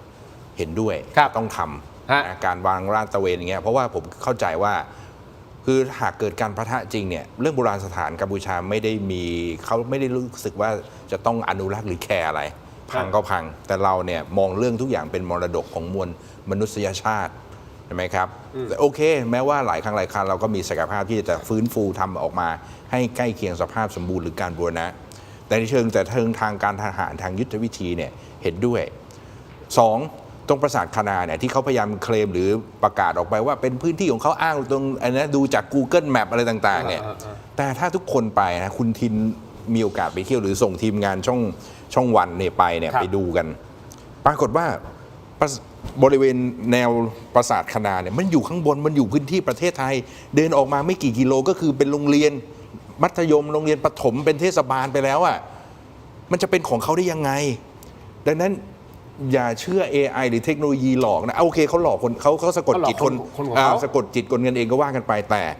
ผมว่าเป็นพื้นที่ที่เป็นพื้นที่ควรเฝ้าระวังมากนะครับว่าในแง่เพราะกัมพูชาพยายามเขามีความพยายามมุมานะอันนี้ต้องชมนะเรื่องของปล้นแอบขโมยของคนอื่นเนี่ยเก่งมากต้องยอมรับเพราะว่าอะไรปราสาทคานาหลังจากการประทะผมขึ้นไปดูในช่วงวันที่2 มกราคมต้นปีที่ผ่านมาเจอท่อประปาท่อน้ำวางต่อขึ้นมาเป็นหลายร้อยเมตรขึ้นมาวางอยู่ข้างบนจากข้างล่างสูบน้ำขึ้นมา2เจอข้าวของครอบครัวเครื่องใช้เด็กผู้หญิงกะว่ามาอยู่กันเป็นปักหลักฐานเลยเป็นเรื่องเป็นราวเลยเพราะว่าพื้นที่เนี่ยพื้นที่ถ้าสมมติเขาสามารถระดมกองกำลังขึ้นมาแนวตรงนี้ได้นะอีกไม่กี่กิโลเนี่ยพื้นที่ทางสุรินทร์ทางช่องจอมเนี่ยเสียหายกันหมดถ้าเขาจะลุกขึ้นมาตรงนั้นดังนั้นตอนนี้กองทัพไทยกองทัพภาคที่2กำลังจัดการทำพื้นที่ถนน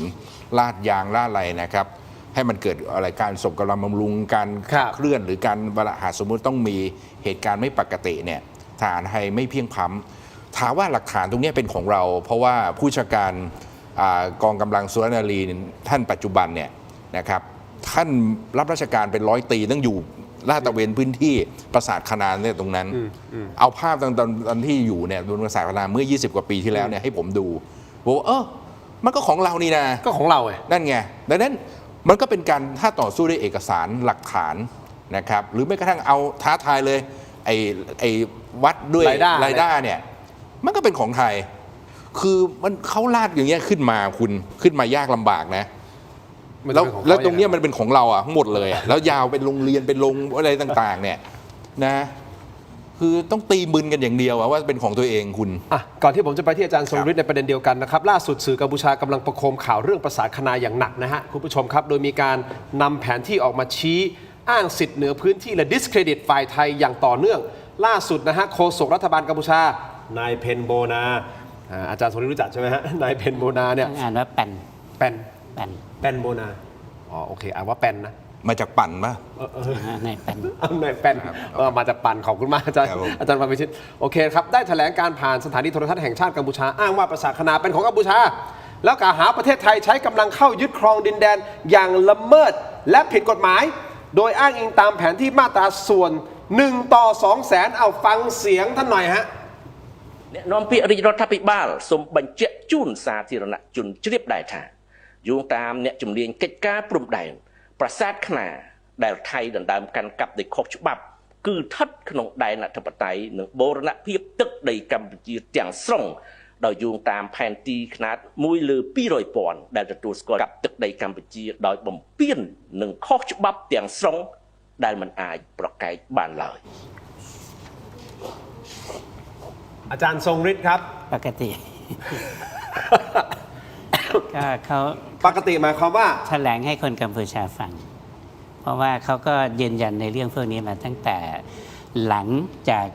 สิ้นสุดการสู้รบรอบที่สองถ้าคุณทินจำได้ คนที่ออกแถลงการคนแรกคือคุณมาแนตคุณมาแนตออกแถลงการก็คือว่าไม่ยอมรับการเปลี่ยนแนวเขตแดนโดยการใช้กำลังทางทหารนะครับแล้วเขาก็จะบอกว่าเขาจะต่อสู้เพื่อทวงคืนมาโดยตลอดนะฮะแต่ในห่วงเวลาที่เขาพูดตอนนั้นเนี่ยมันยังไม่วิกฤตถึงระดับขนาดนี้ครับเพราะซิงเกิลเกตเวย์มันก็ยังพอควบคุมได้อยู่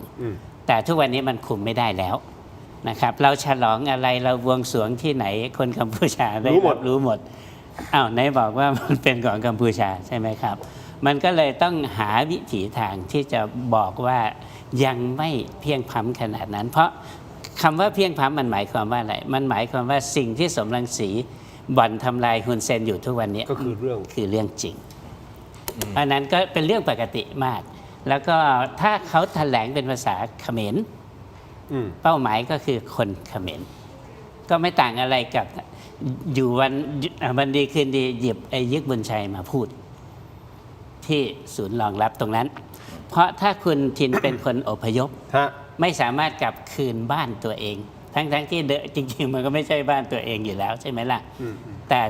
ต้องมาอยู่ที่รองรับชั่วคราวพอมาอยู่ที่รองรับชั่วคราวเสร็จปุ๊บแล้วเนี่ยยังไม่เห็นอนาคตว่าเมื่อไหร่จะได้กลับแล้วอย่าลืมว่าไทม์ไลน์ต่อไปเนี่ย มันจะมีการเลือกตั้งท้องถิ่นครับแล้วถ้าฮุนเซนยังไม่สามารถแก้หน้าตาตัวเองได้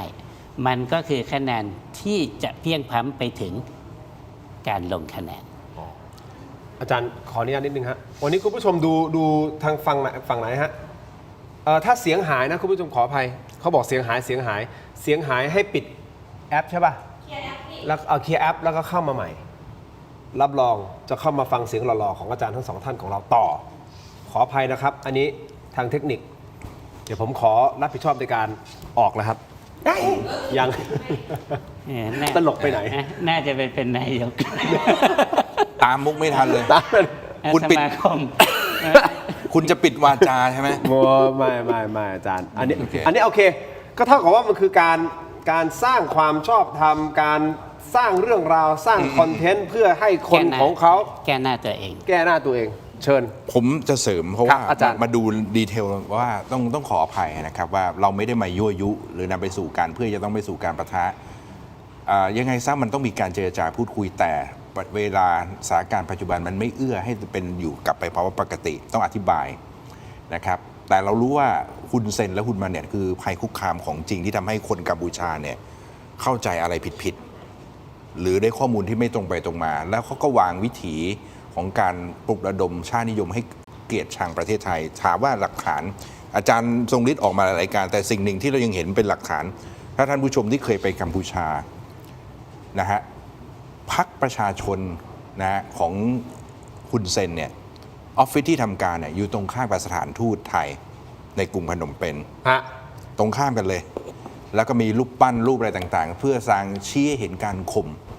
นะครับในรูปปั้นนั้นอาจารย์สุรินทร์น่าจะอธิบายได้ลึกซึ้งกว่าผมก็คือเขาก็รู้ว่าสัญลักษณ์ความศักดิ์สิทธิ์ประเทศไทยคือครุฑเขาใช้นาคจะขี่ครุฑเหมือนชัยชนะคุณก็รู้ว่าครุฑเนี่ยเป็นสัญลักษณ์ตราแผ่นดินของประเทศเราใช่ไหมทางราชการทางอะไรต่างๆนั่นคืออาจจะเรียกตัดไม้ข่มนามอะไรก็แต่มองสิว่าประเทศไทยที่เขาบอกว่าเป็นเพื่อนบ้านอยู่ตรงข้ามคุณทำอะไรกับประเทศนี้เพื่อนของคุณคนนี้ ในยามที่คุณลำบากเดือดร้อนเนี่ยเราอุปถัมภ์ค้ำชูอะไรตลอดเวลานะครับยามอะไรต่างๆเนี่ยบรรดาในพลทุกคนของเขมรนะแม้กระทั่งเตียเซฮาเนี่ยครอบครัวป่วยรักษาพยาบาลก็มาโรงพยาบาลแถวสุขุมวิทมาในกรุงแย่ๆกันทางสุรินทร์ทางอุบลเนี่ยเราก็ไม่เคยปฏิเสธในความช่วยเหลือเหล่านี้ด้วยหลักมนุษยธรรมแต่วันดีคือดีก็ใช้ประโยชน์ทั้งขอทั้งด่าเราเนี่ยมันมีอย่างที่ไหนไทยนี่ก็อดทนพอสมควรนะเราอาจจะมองว่าด้วยความเป็นประเทศใหญ่แต่เมื่อมาถึงสถานการณ์นะเป็นแบบนี้เนี่ยเราต้องมาตั้งสติว่าโอเควันหนึ่งนะฮะการเจรจาเนี่ยจะเกิดขึ้นไม่ได้ตราบใดที่ฮุนเซนกับฮุนมาเน็ตยังใช้วิธีเนี้ยสะกดจิตให้คนกัมพูชา เราก็ไม่ต้องเจรจาก็ไม่ต้องเจรจาก็ไปเรื่อยๆปิดด่านแล้วก็ไปเรื่อยๆไม่ต้องเจรจาไม่ต้องต่อรองอะไร อย่าง JBC ที่เขาพยายามอยากประชุมตลอดเวลาเขาก็คิดว่าเราจะหลงกลเพราะอะไรไหมคุณทินประชุม JBC เมื่อไหร่เนี่ยตามหลักจะต้องถอยเมื่อคุยกันรู้เรื่องนะฝั่งละ 200 เมตรด้วยวิธีคิดหรือสันดานเป็นปกติวิสัยของเขาไอ้200 เมตรเราถอยไปเขาก็จะเคลื่อนเข้ามากลายเป็น400 เมตรเราดักรู้วิธีคิดทันมารอบหลายปีว่าเขาเป็นอย่างนี้ความจริงใจไม่เคยปรากฏนะครับถามว่าวันหนึ่งมันจะต้องพูดคุยกันนั่นแหละแต่ว่าแต่ไม่ใช่ตอนนี้แล้วก็ขอให้เข้าใจนะว่าการให้ความเห็นหลายครั้งหลายคราทำไมจะต้องบริพาทตำหนิผู้นำกัมพูชาก็สันดานเขาเป็นอย่างนี้ครับอาจารย์สมฤทธิ์เสริมหน่อยมีตัวอย่างอันหนึ่งนะขนาดในราชสกุลนโรดมด้วยกันนะครับก็คือเจ้าศรีหนุเนี่ยมีพระชายาอยู่7 คนเพราะนั้นลูก13มีลูก13 คนเพราะนั้นก็จะต่างมารดาก็จะแย่งกันนะฮะคนที่ใกล้กันที่สุดมีผู้ชายที่เป็นลูกคนโต2 คนคนหนึ่งก็คือสมเด็จเจ้านโรดมรณวิทย์อีกคนหนึ่งก็คือนโรดมจักรพงศ์2 คนเป็นพี่น้องกันแต่ต่างมารดาถ้านึกไม่ออกว่าจักรพงศ์คือใครน้องเจนนาที่เป็นคนสวยๆนั่นแหะคือหลานเขานโรดมเจนนาที่เป็นเน็ตไอดอลที่ที่จีนใช่ไหมครับนั่นแหละคือหลานจักรพงศ์นะฮะคือเจ้าศรีหนุเนี่ยรักลูกไม่เท่ากันรักเจ้ารณฤทธิ์มากกว่าก็แต่คนที่อยู่ข้างกายเจ้าศรีหนุตลอดเวลาคือนโรดมจักรพงศ์แต่ในวันที่เจ้าศรีหนุขึ้นเป็นกษัตริย์นะครับแทนที่จะให้จักรพงศ์เป็นผู้นำพรรคฟุนซินเพกกลับไปเลือกลันนริศซึ่งนอนอาบแดดอยู่ที่ปารีสอะไรพวกนี้นะฮะเขาก็เลยรู้สึกแค้นฝังใจนะครับฝังใจขนาดไหนฝังใจขนาดคือปี 1994 หลังจากที่ตั้งรัฐบาลซึ่งลันนริศเป็นนายกคนที่1ฮุนเซนเป็นนายกคนที่2ฮุนเซนหลอกใช้จักรพงศ์นะครับในเดือนสิงหาคมปี 1994 มันมีความพยายามที่จะรัฐประหารแต่ไม่สำเร็จจริงๆเนี่ยก็คือว่าไอ้พรรคประชาชนกัมพูชาไม่พอใจผลการเลือกตั้งและไม่พอใจฮุนเซนนะครับก็จะดัดหลังกันเองนี่แหละแล้วฮุนเซนก็ทำเป็นว่าสมยอมแต่พอมารู้ความลับว่าถ้าทำในครั้งนั้นสำเร็จเขาจะเขี่ยฮุนเซนออกฮุนเซนก็เอาความลับนี้ไปบอกลันนฤทธิ์ก็เลยร่วมมือกันมากำจัดรัฐประหารครั้งนั้นและผู้นำกองกำลังเพื่อที่จะยึดอำนาจรัฐบาลเนี่ยคือนโรดมจักรพงศ์สุดไหมล่ะเขาทำลายทฤษฎีเลือดข้นต่อน้ำสำเร็จนะเซนนี่โอ้โหสุดยอดหักเหลี่ยมโหดว่าเลือดข้นกับน้ำใช้ไม่ได้แล้วทุกวันนี้ฮุนเซนก็ยังใช้จักรพงศ์อยู่ถ้าอยู่ในราชสำนักนะฮะอยู่ในวังตอนนี้ลำดับระดับเป็นกรมหลวงสูงที่สุดเนี่ยก็คือจักรพงศ์โอ้โหสุดไหมนะไม่ต้องระวังเรากับเขานะแค่เขาข้างในเขาเองเขาก็หนักหนาสาหัสแล้วนะครับผู้ชมแต่ผมติดใจอยู่เรื่องหนึ่งฮะไม่รู้จริงเท็จแค่ไหนไม่แน่ใจว่าอาจารย์ทั้ง2 ท่านพอจะชี้ทางสว่างให้ผมได้หรือเปล่าอาวุธยุทโธปกรณ์มีการตั้งข้อสังเกตว่านะฮะอันนี้คือข้อมูลจากคุณวาสนาเองนะครับคุณผู้ชมครับหลังจากที่ไทยสู้รบกับกัมพูชาครั้งก่อนนะครับประมาณช่วงกรกฎาคมถึงสิงหาคมปีที่ผ่านมากองทัพไทยได้สั่งซื้อกระสุน จากจีน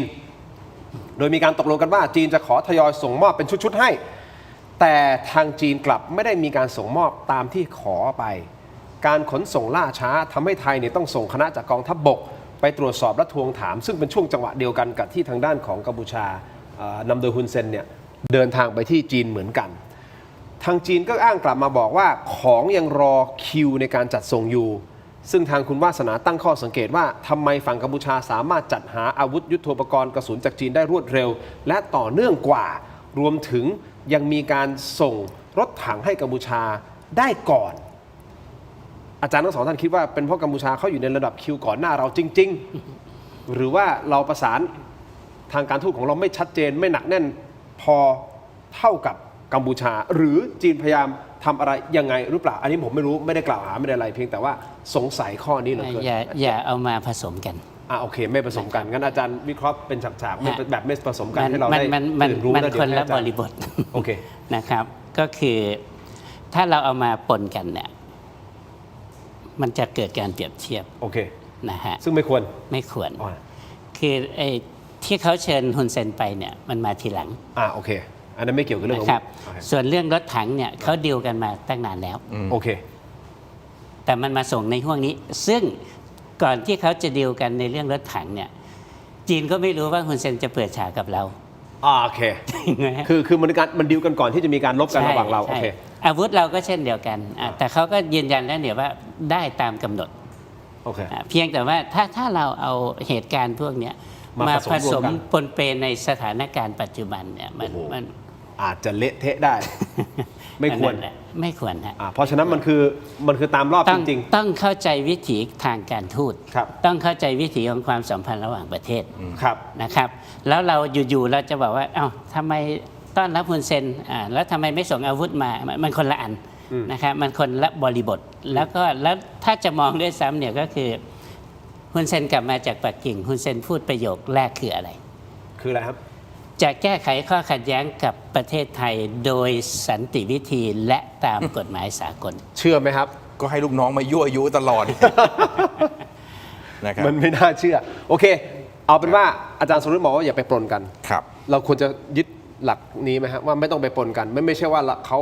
เฟเวอร์กัมพูชามากกว่าเราย่องแยกแยะอย่างมีสติครับเพราะถ้าเล่นกัมพูชาพยายามเล่นเกมบลัฟแต่เราไม่อยากจะเล่นเกมนี้แต่เอาจริงๆถ้าเทียบให้เขาเจ็บใจเล่นเปล่าๆเอาจริงๆนะไอ้รถถัง VT5 เนี่ยเจเนอเรชันที่3ที่เราได้จากจีนเนี่ยจีนมีผลิตเมื่อปีไหน2014นะ2000แต่ประมาณอย่างเงี้ยครับเขามีปุ๊บไม่จากนั้นไม่กี่ปีเนี่ยเราได้ทันทีล็อตแรกเลยนะที่ส่งออกก่อนชาติไหนอีกเอาเทียบกันอย่างเงี้ยนะครับถ้าคุณจะเทียบเรื่องความสัมพันธ์ใกล้ชิดเนี่ยเราก็ไม่เป็นรองเขานะนึกออกไหมครับแม้กระทั่งมีสตินะต้องมีสตินะครับถ้าอยากให้เราเปิดข้อมูลว่าจะเปรียบเทียบเรากลัวเราเพี้ยงพล้ำกลัวเราต้องเดินตามกัมพูชาทุกสเต็ปไม่ใช่นะครับคือคนมันมีปมด้อยคุณต้องให้เขาอวดหน่อยเสริมนิดนึงเชิญอาจารย์ PSL 03กัมพูชาซื้อเทคโนโลยีอย่างเดียวกันไทยผลิตเองโอเคนั่นคือจีนให้เทคโนโลยีเรามาทำก็ไม่อยากจะพูดอะไรนะฮะแต่ว่าคุณคงเห็นแล้วใช่ไหมครับก็นั่นแหละฮะอย่าเอาคนละบริบทเอามันรวมกันโอเคผมจะได้ละเรื่องนี้ไปละเพราะว่ามีข้อสงสัยจะได้เคลียร์กันขอบคุณทั้งสองท่านนะครับอีกนิดเดียวข้อหนึ่งก่อนที่ผมจะไปแอร์การบินไทยนะคุณผู้ชมอีกข้อหนึ่งครับกระทรวงกลาโหมครับกระทรวงกลาโหมคุณผู้ชมครับโครงการพลทหารอาสา 10+ นี่คือโครงการล่าสุดของกระทรวงกลาโหมครับก็คือจะรับพลทหารอาสาครับ 25,000 อัตราทุ่มงบประมาณ 1,455 ล้านบาทโดยประมาณท่ามกลางสถานการณ์ชายแดนที่ตึงเครียดกองทัพไทยพยายามเตรียมความพร้อมรอบด้านล่าสุดมีรายงานจากกระทรวงกลาโหมบอกว่าเตรียมเดินหน้าโครงการพลทหารอาสา 10+ ตั้งงบประมาณปี 2570 เอาไว้ 1,455 ล้านโดยประมาณ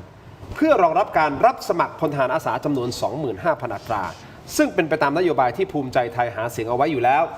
ก็คือการปรับระบบกำลังพลไปสู่รูปแบบสมัครใจตอนนี้ยังไม่มีประกาศออกมาอย่างเป็นทางการเพราะอยู่ในระหว่างการร่างรายละเอียดนะครับคิดยังไงกับโครงการนี้อาจารย์วรรณวิชิตครับคือผมมองอย่างนี้ว่าวันนี้โชคดีได้คุยกับคุณปุปนัดดาแกก็ได้รับการพิจารณาเข้าเป็นเหมือนพลอาสาใช่ไหมครับ ปรากฏว่าถ้าอย่าไปมองเรื่องการเมืองซะทีเดียว มองในเรื่องประโยชน์ของการช่วยนะกองทัพในส่วนที่กองทัพเนี่ยยังไปไม่ถึงหรือไม่ครบถ้วนในเรื่องวิทยาการขององค์ความรู้ของผู้ที่จะเข้ามาทำหน้าที่เป็นพลอาสาคุณรู้ไหมว่าคุณสมบัติคนที่เข้ามาเนี่ยปริญญาตรีปริญญาโทปริญญาเอกตอนนี้ก็มีการฝึกอบรมกันคุณปู่มรดาเนี่ยจะไปด้านของเรื่องการประชาสัมพันธ์แล้วสิ่งสำคัญที่กองทัพต้องการคืออะไรรู้ไหมคือพวกนักเทคโนโลยีด้านโดรนวิศวะคอมพิวเตอร์ไอทีกำลังอบรมกันเต็มไปหมดแล้วก็มีพื้นฐานตรงนี้อยู่แล้ว คุณก็รู้ว่าความคล่องตัวและลักษณะแบบนี้ในภาคแบบอย่างเงี้ยมันจะเร็วกว่าจะเป็นเครื่องมืออาวุธสำคัญในภาวะที่ประเทศบางทีเนี่ยไม่ต้องผ่านเราที่ผ่านมาน้ำท่วมวิกฤตพันอะไรต่างๆใช่ไหมฮะอุบัติเหตุครั้งใหญ่เนี่ยมูลนิธิพวกเนี้ยเขาจะเป็นอาสาเรามาเพิ่มขีดความสามารถตรงนี้ให้เขาเกิดความครบถ้วนนะครับส่วนเรื่องสวัสดิการสิทธิประโยชน์เนี่ยโอเคมันเป็นเรื่องที่ฝ่ายการเมืองจะต้องไปอธิบายแต่มองแล้วนั่นคือขยายความครบถ้วนครบวงจรในเรื่องของระบบการป้องกันประเทศนะพวก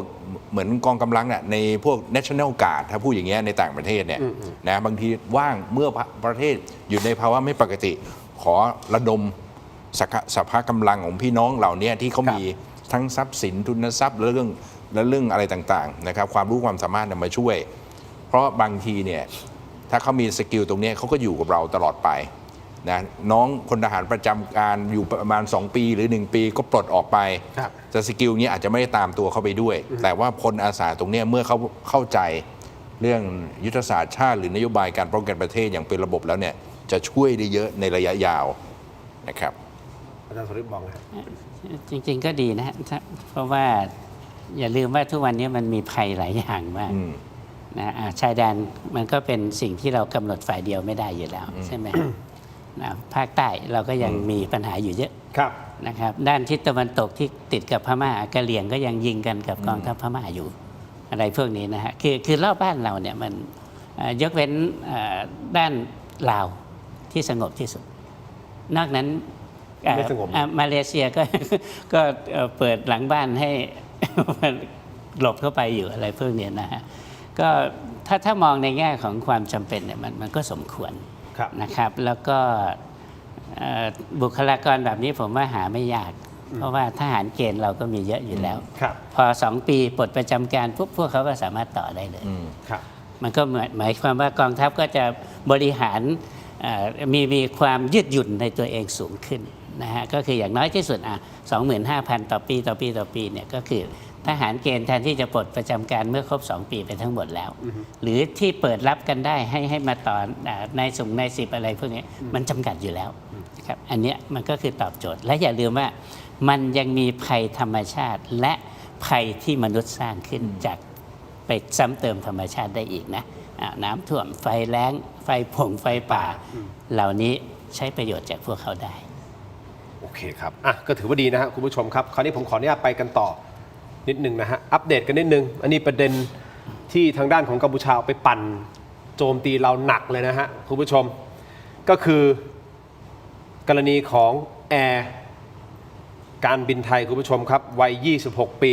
สายการบินแห่งชาติของเราถูกตำรวจออสเตรเลียจับกุมที่เมลเบิร์นประเทศออสเตรเลียถูกต้องไหมครับพร้อมของกลางเป็นเฮโรอีนน้ำหนักกว่า1 กิโลกรัมมูลค่าประมาณสัก11 ล้านบาทคุณผู้ชมที่ซุกซ่อนอยู่ตามตะเข็บซับในของกระเป๋าผ้าลายช้างจำนวน12 ใบคุณผู้ชมซึ่งล่าสุดเนี่ยสื่อกัมพูชาและบรรดาเหล่าอินฟลูเอนเซอร์นำไปเป็นเครื่องมือโจมตีไทยอย่างหนักเลยนะฮะเริ่มจากสื่อหลักของกัมพูชาก่อนสำนักข่าวสบายนิวส์ป่ะฮะว่าอย่างนี้ป่ะฮะสบายใช่ไหมอาจารย์สุขสบายนี่แหละสบายนิวส์แล้วก็ KBN News แล้วยังมีพนมเปญโพสต์ได้หยิบยกข่าวนี้มาประโคมเป็นข่าวใหญ่และตีแผ่ว่าเป็นเรื่องน่าอับอายขายขี้หน้าของสาวไทยของประเทศไทยหลังจากนั้นถัดมาก็เป็นคิวของอินฟลูเอนเซอร์ชาวกัมพูชาหรือว่าที่ผมชอบเรียกอันนี้ต้องขอบคุณอาจารย์ศิโรจน์นะตั้งฉายาให้กับคนมีเน็ตของชาวกัมพูชาไม่ได้เรียกอินฟลูเอนเซอร์แต่เป็นคนมีเน็ตนะฮะที่รีบออกมาทำคลิปตอกย้ำและโจมตีแบบเหมารวมว่าประเทศไทยก็เป็นแบบนี้แหละจึงไม่แปลกใจเลยที่นานาชาติจะเข้มงวดกับคนที่ถือพาสปอร์ตไทยไปฟังเสียงคนมีเน็ตรายนี้กันหน่อยนะฮะเราเบลอหน้าแล้วใช่ไหมโอเคฟังเสียงเขาหน่อยนิดนึง ให้ไหมเหมือนตัวปีรถเคยทานและนำเงินประเภทเฮโรอีนจำนวน1 กิโลกรัมแต่เงินดำไลท์ไทยเจียง$50,000 สหรัฐอเมริกโจตึกนองประเทศออสเตรเลียให้อาญาทอออสเตรเลียបានចាប់ខ្លួនបុគ្គលិកស្រីអាកាសចររូបហ្នឹងពីបទលួចដឹកជញ្ជូនហេរ៉ូអ៊ីនហ្នឹងកន្លះលាន$បងប្អូនណាមិនតិចទេណា Oh my god សាហាវអត់បងប្អូនចាអញ្ចឹងណាប្រទេសថៃគឺបែបហ្នឹងអញ្ចឹងហើយវាអត់ខុសអីទេដែលគេរឹតបន្តឹងអ្នកដែលកាន់ប៉ាសពតថៃហើយម៉ែក្រុមហ៊ុនថៃ Airways បងប្អូនមិនសិនថៃតម្លៃគ្នាថៃ Airways ចារកស៊ីខាងអាកាសចរប៉ុន្តែម៉ែបុគ្គលិកថៃ Airways របស់ប្រទេសថៃរត់ពន្ធគ្រឿងញៀនឆ្លងប្រទេសបងប្អូនអូយ อ้าวคุณผู้ชมถามว่าเธอพูดเรื่องจริงหรือเปล่าที่เราโดนจับแล้วก็เป็นพนักงานของการบินไทยอันนี้เรื่องจริงเราก็ไม่ได้ปฏิเสธไม่ต้องมาบิดเบือนไม่ต้องมาสร้างเฟกนิวไม่ต้องมาบิดนะฮะเราก็ยอมรับแล้วครับคุณผู้ชม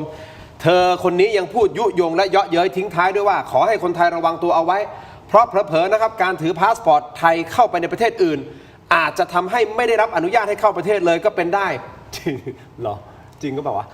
ไม่น่าใช่มั้งอันนี้นะฮะคุณผู้ชมจริงๆในเวลาเดียวกันน่ะคนมีเน็ตกัมพูชาอีกหลายคนนะใช้จังหวะนี้โจมตีเราแล้วมากล่าวหาเราบอกว่าไทยเป็นศูนย์กลางยาเสพติดผมเลยอยากจะพูดประเด็นนี้เอาแหละผมพูดงี้ก่อนนะฮะน้องคนที่ไปคนที่ทำถึงไอ้ตรงเนี้ยเรายังไม่รู้ข้อเท็จจริงว่าตกลงสรุปสุดท้ายเนี่ยเธอรู้เห็นเป็นใจกับการลักลอบขนยาเสพติดหรือเปล่านะครับแต่เท่าที่ติดตามข้อมูลณเบื้องต้นนะซึ่งเราก็ไม่ยืนยันนะคุณผู้ชมรอให้ฝ่ายทางด้านของ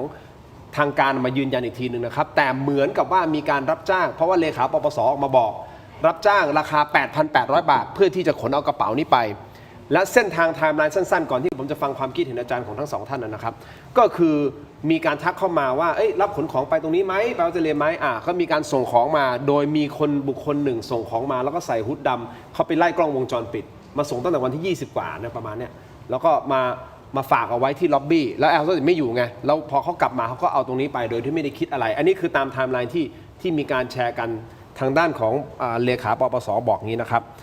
ซึ่งเขาบอกว่าแอร์โฮสเตสคนนี้ประกาศรับหิ้วสินค้าจากประเทศไทยไปประเทศต่างๆผ่าน Facebook ในกลุ่มรับหิ้วสินค้าและไอ้คนที่ติดต่อมานี่แหละเขาเป็นอวตารใช้คำว่าโรสติดต่อจ้างงานนำกระเป๋าโอท็อปนี่แหละครับคุณผู้ชมค่าจ้าง 8,800 บาทนี่ฮะจนสุดท้ายก็เป็นเรื่องราวใหญ่โตไปทั่วโลกเลยนะฮะไม่ใช่แค่เฉพาะออสเตรเลียกับประเทศไทยแต่ไปทั่วโลกจริงๆข่าวนี้นะครับคุณผู้ชมครับส่วนเธอจะรู้หรือไม่รู้หรืออะไรยังไงปล่อยให้เป็นหน้าที่ของกระบวนการยุติธรรมของออสเตรเลียซึ่งตอนนี้ก็ติดต่อกับทางด้านของตำรวจไทยอย่างใกล้ชิดอยู่แล้วแชร์ข้อมูลแล้วไปถึงบ้านของเขาเลยนะบ้านของผู้หญิงคนนี้คือข้อมูลต่างๆเขาก็ต้องไปว่าความไปสู้คดีกันไปนะอันนี้คือหนึ่งเรื่องก็ต้อง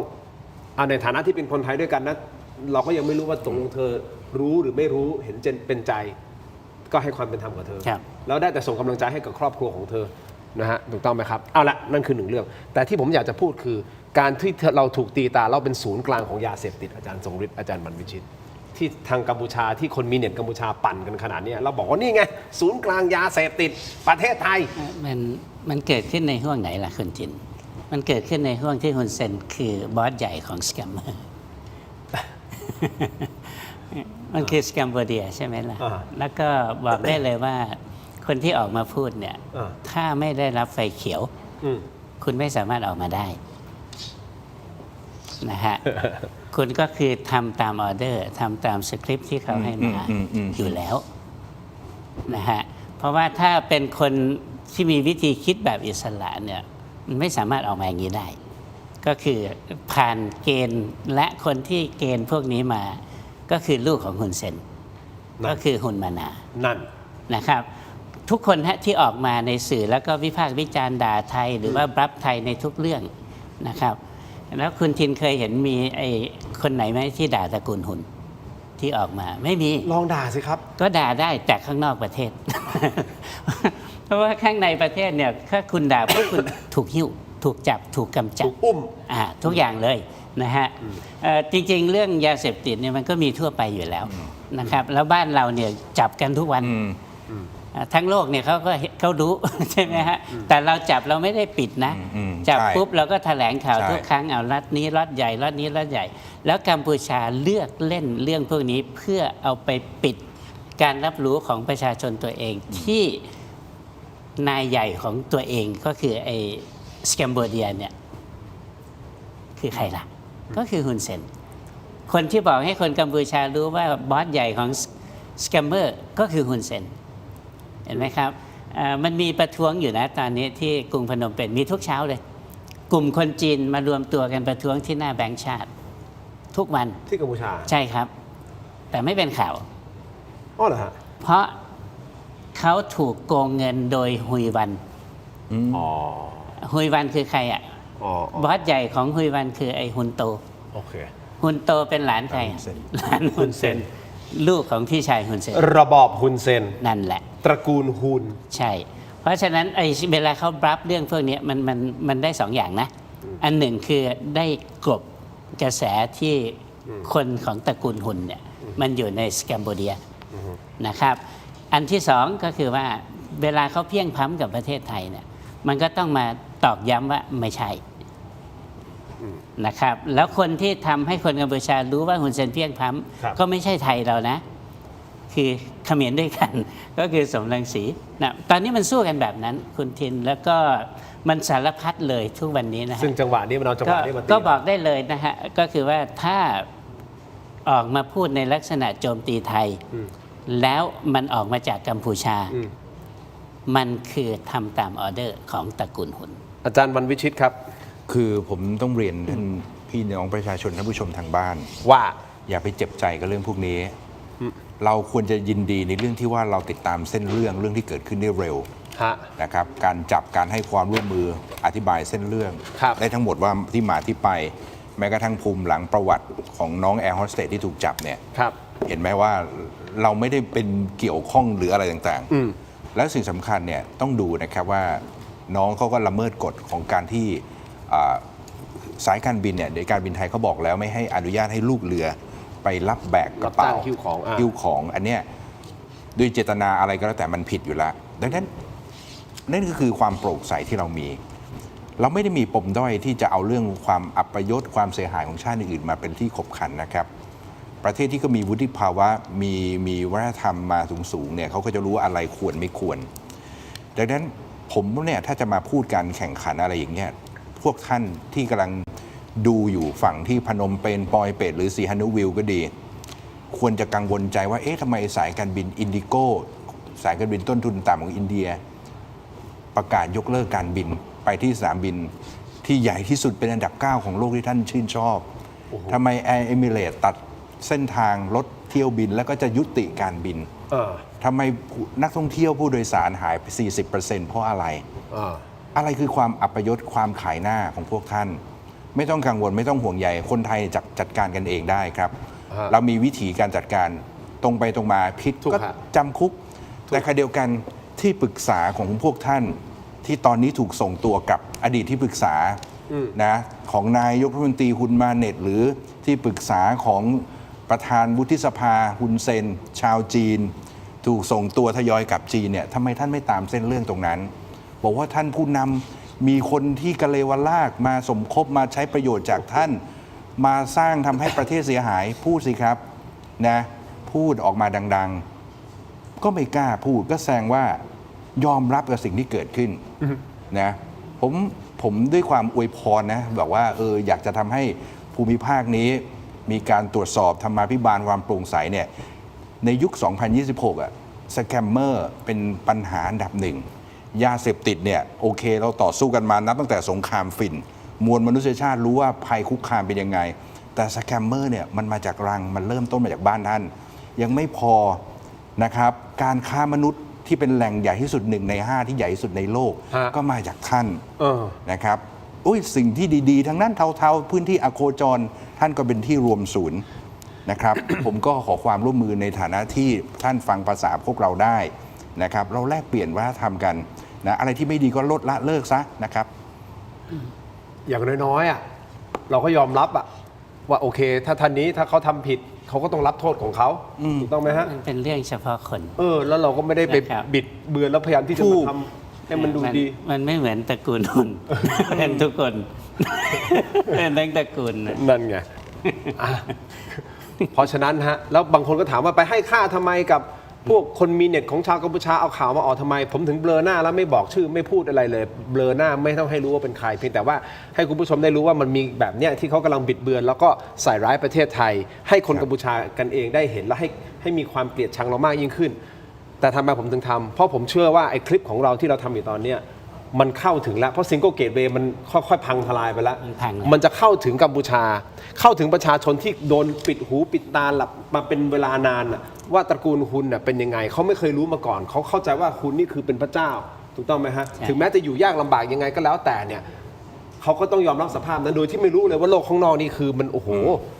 มันศิวิไลแบบขนาดไหนเพราะฉะนั้นเนี่ยเรากำลังจะเอาข่าวแบบเนี้ยเข้าไปเยอะๆเราถึงทำเพื่อที่จะเอาเข้าไปอย่างน้อยก็แทรกเข้าไปดิจิทัลแทรกเข้าไปในบ้านเขาผมเชื่อว่าต้องมีชาวกัมพูชาที่ตาสว่างแล้วเห็นแล้วบอกเฮ้ยมันจริงว่ะอาจารย์2ท่านนี้คุยกันเฮ้ยมันประเทศกูเป็นอย่างนี้จริงว่ะตระกูลคุณระบอบคุณมันเป็นอย่างนี้จริงว่ะก็ช่วยกันแชร์หน่อยถูกไหมอาจารย์จริงเนาะจริงเราก็ต้องทำนะครับจริงถูกต้อง อาจารย์จริงๆมันมีลึกกว่านั้นอะไรฮะสมรังสีเนี่ยถูกกำจัดครับออกจากเดิมเขาอยู่กับลานาลิตนะครับเป็นรัฐมนตรีกระทรวงเศรษฐกิจการคลังครับแล้วสมรังสีเนี่ยจัดระบบการคลังให้มันทันสมัยขึ้นครับนะครับคือสมัยฮุนเซนเป็นนายกในระบอบที่มีเวียดนามแบ็กอยู่ข้างหลังโดยสหภาพโซเวียตด้วยเนี่ยนะฮะระบบการคลังเขาจะแยกระหว่างคลังของรัฐบาลกลางกับคลังของแต่ละจังหวัดแล้วก็จังหวัดก็จะมีหน้าที่ในการส่งรายได้ที่เก็บได้ 30% ให้กับคลังส่วนกลางนะฮะนั่นคือระบอบที่ยังไม่เปลี่ยนแปลงแต่หลังเลือกตั้งปี 1993 สำรังสีซึ่งเขาเป็นนายธนาคารนายแบงก์อยู่แล้วมาจากปารีสเนี่ยนะฮะมาในนามพรรคฟุนซินเปกมากับเจ้าลานาลิตนี่แหละเขามาเป็นรัฐมนตรีเขาเลยจัดระเบียบการคลังใหม่นะฮะหนึ่งอันไหนหนีภาษีเขาตามจับเพื่อให้เสียภาษีนะครับสองการส่งเงินจากจังหวัดเข้าคลังของรัฐบาลกลางเปลี่ยนกันจากส่ง30เป็นส่ง70เก็บไว้แค่30มันไปกระเทือนกระเป๋าพรรคประชาชนเขาเลยก็เลยเป็นที่มาของการกำจัดสมรังสีโดยฮุนเซนเนี่ยไปยกลานาลิตซึ่งหูเบาแล้วก็มากำจัดคนของตัวเองแล้วล็อตที่ใหญ่ที่สุดที่มันกลายเป็นประเด็นนะฮะสมรังสียกหน่วยปราบการค้าหนีภาษีเนี่ยไปที่ท่าเรือที่เราเรียกว่าสีฮานุวิลสมัยนั้นเขายังเรียกว่ากำปงโสมนะฮะยกไปแล้วไปจับเรือบรรทุกสินค้าลำใหญ่มากนะครับบรรทุกไปเนี่ยประมาณน่าจะ 1,000 ตันเต็มลำเรือลำนั้นคือกัญชาล้วนๆเพลินเลยแหละและเจ้าของกัญชาลำนั้นก็คือออกยาคนหนึ่งอยู่กับฮุนเซน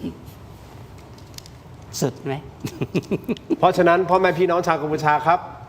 ช่วยกันกระจายข่าวเข้าไปในประเทศของท่านนะฮะให้เห็นนะครับว่าระบอบฮุนเซนเป็นยังไงนะครับเรือลำนั้นเขาจะไปเนเธอร์แลนด์เพราะเนเธอร์แลนด์เนี่ยเขาสูบได้ใช่ครับนะครับยังไงก็ช่วยประชาสัมพันธ์กันด้วยนะครับแล้วก็เรื่องของสาว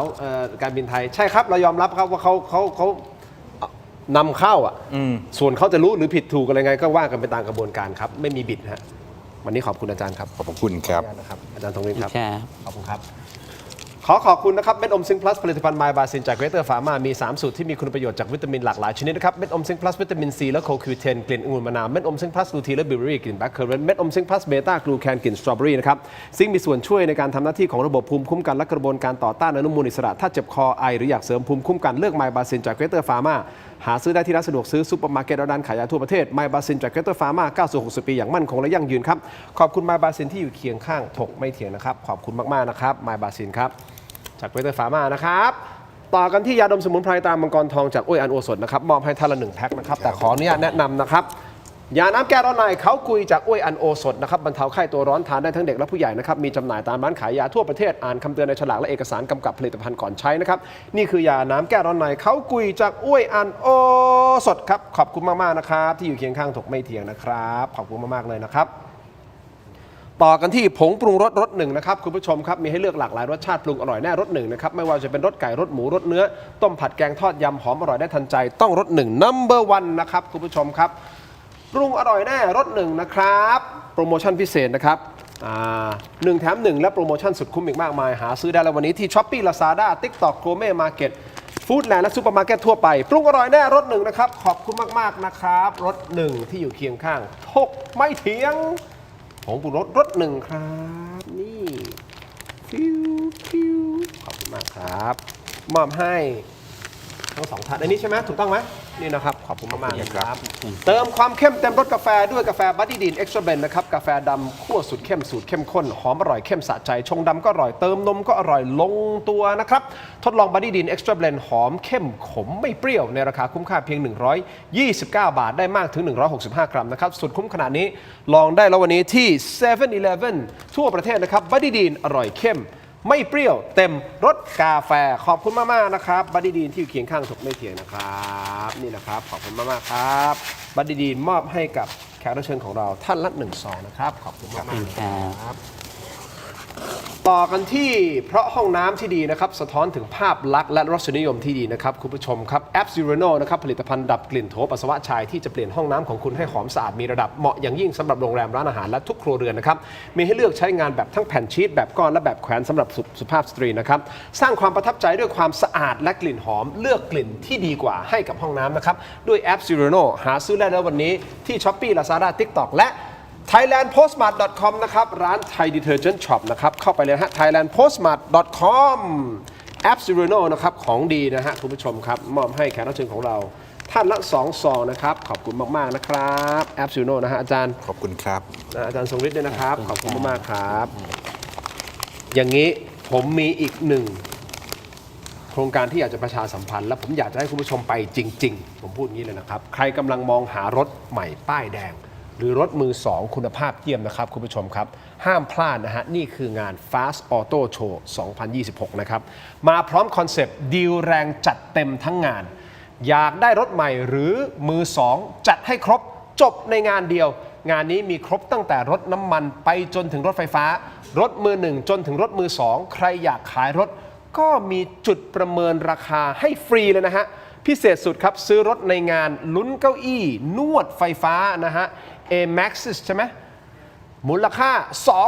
279,000 บาทนะครับและมีกิจกรรมสนุกอีกมากมายพร้อมของรางวัลแจกฟรีทุกวันงานนี้ผมบอกได้เลยฮะไปชมครับเข้าชมฟรีครับตั้งแต่วันที่ 1 ถึงวันที่ 5 กรกฎาคมนี้ที่ไบเทคบางนา 1-5 กรกฎาคมนี้ก็คือวันพรุ่งนี้เริ่มต้นนะครับไปเลยฮะอันนี้คือฟรีแล้วครับไปฮะนี่คืองาน Fast Auto Show 2026 นะครับถ้าใคร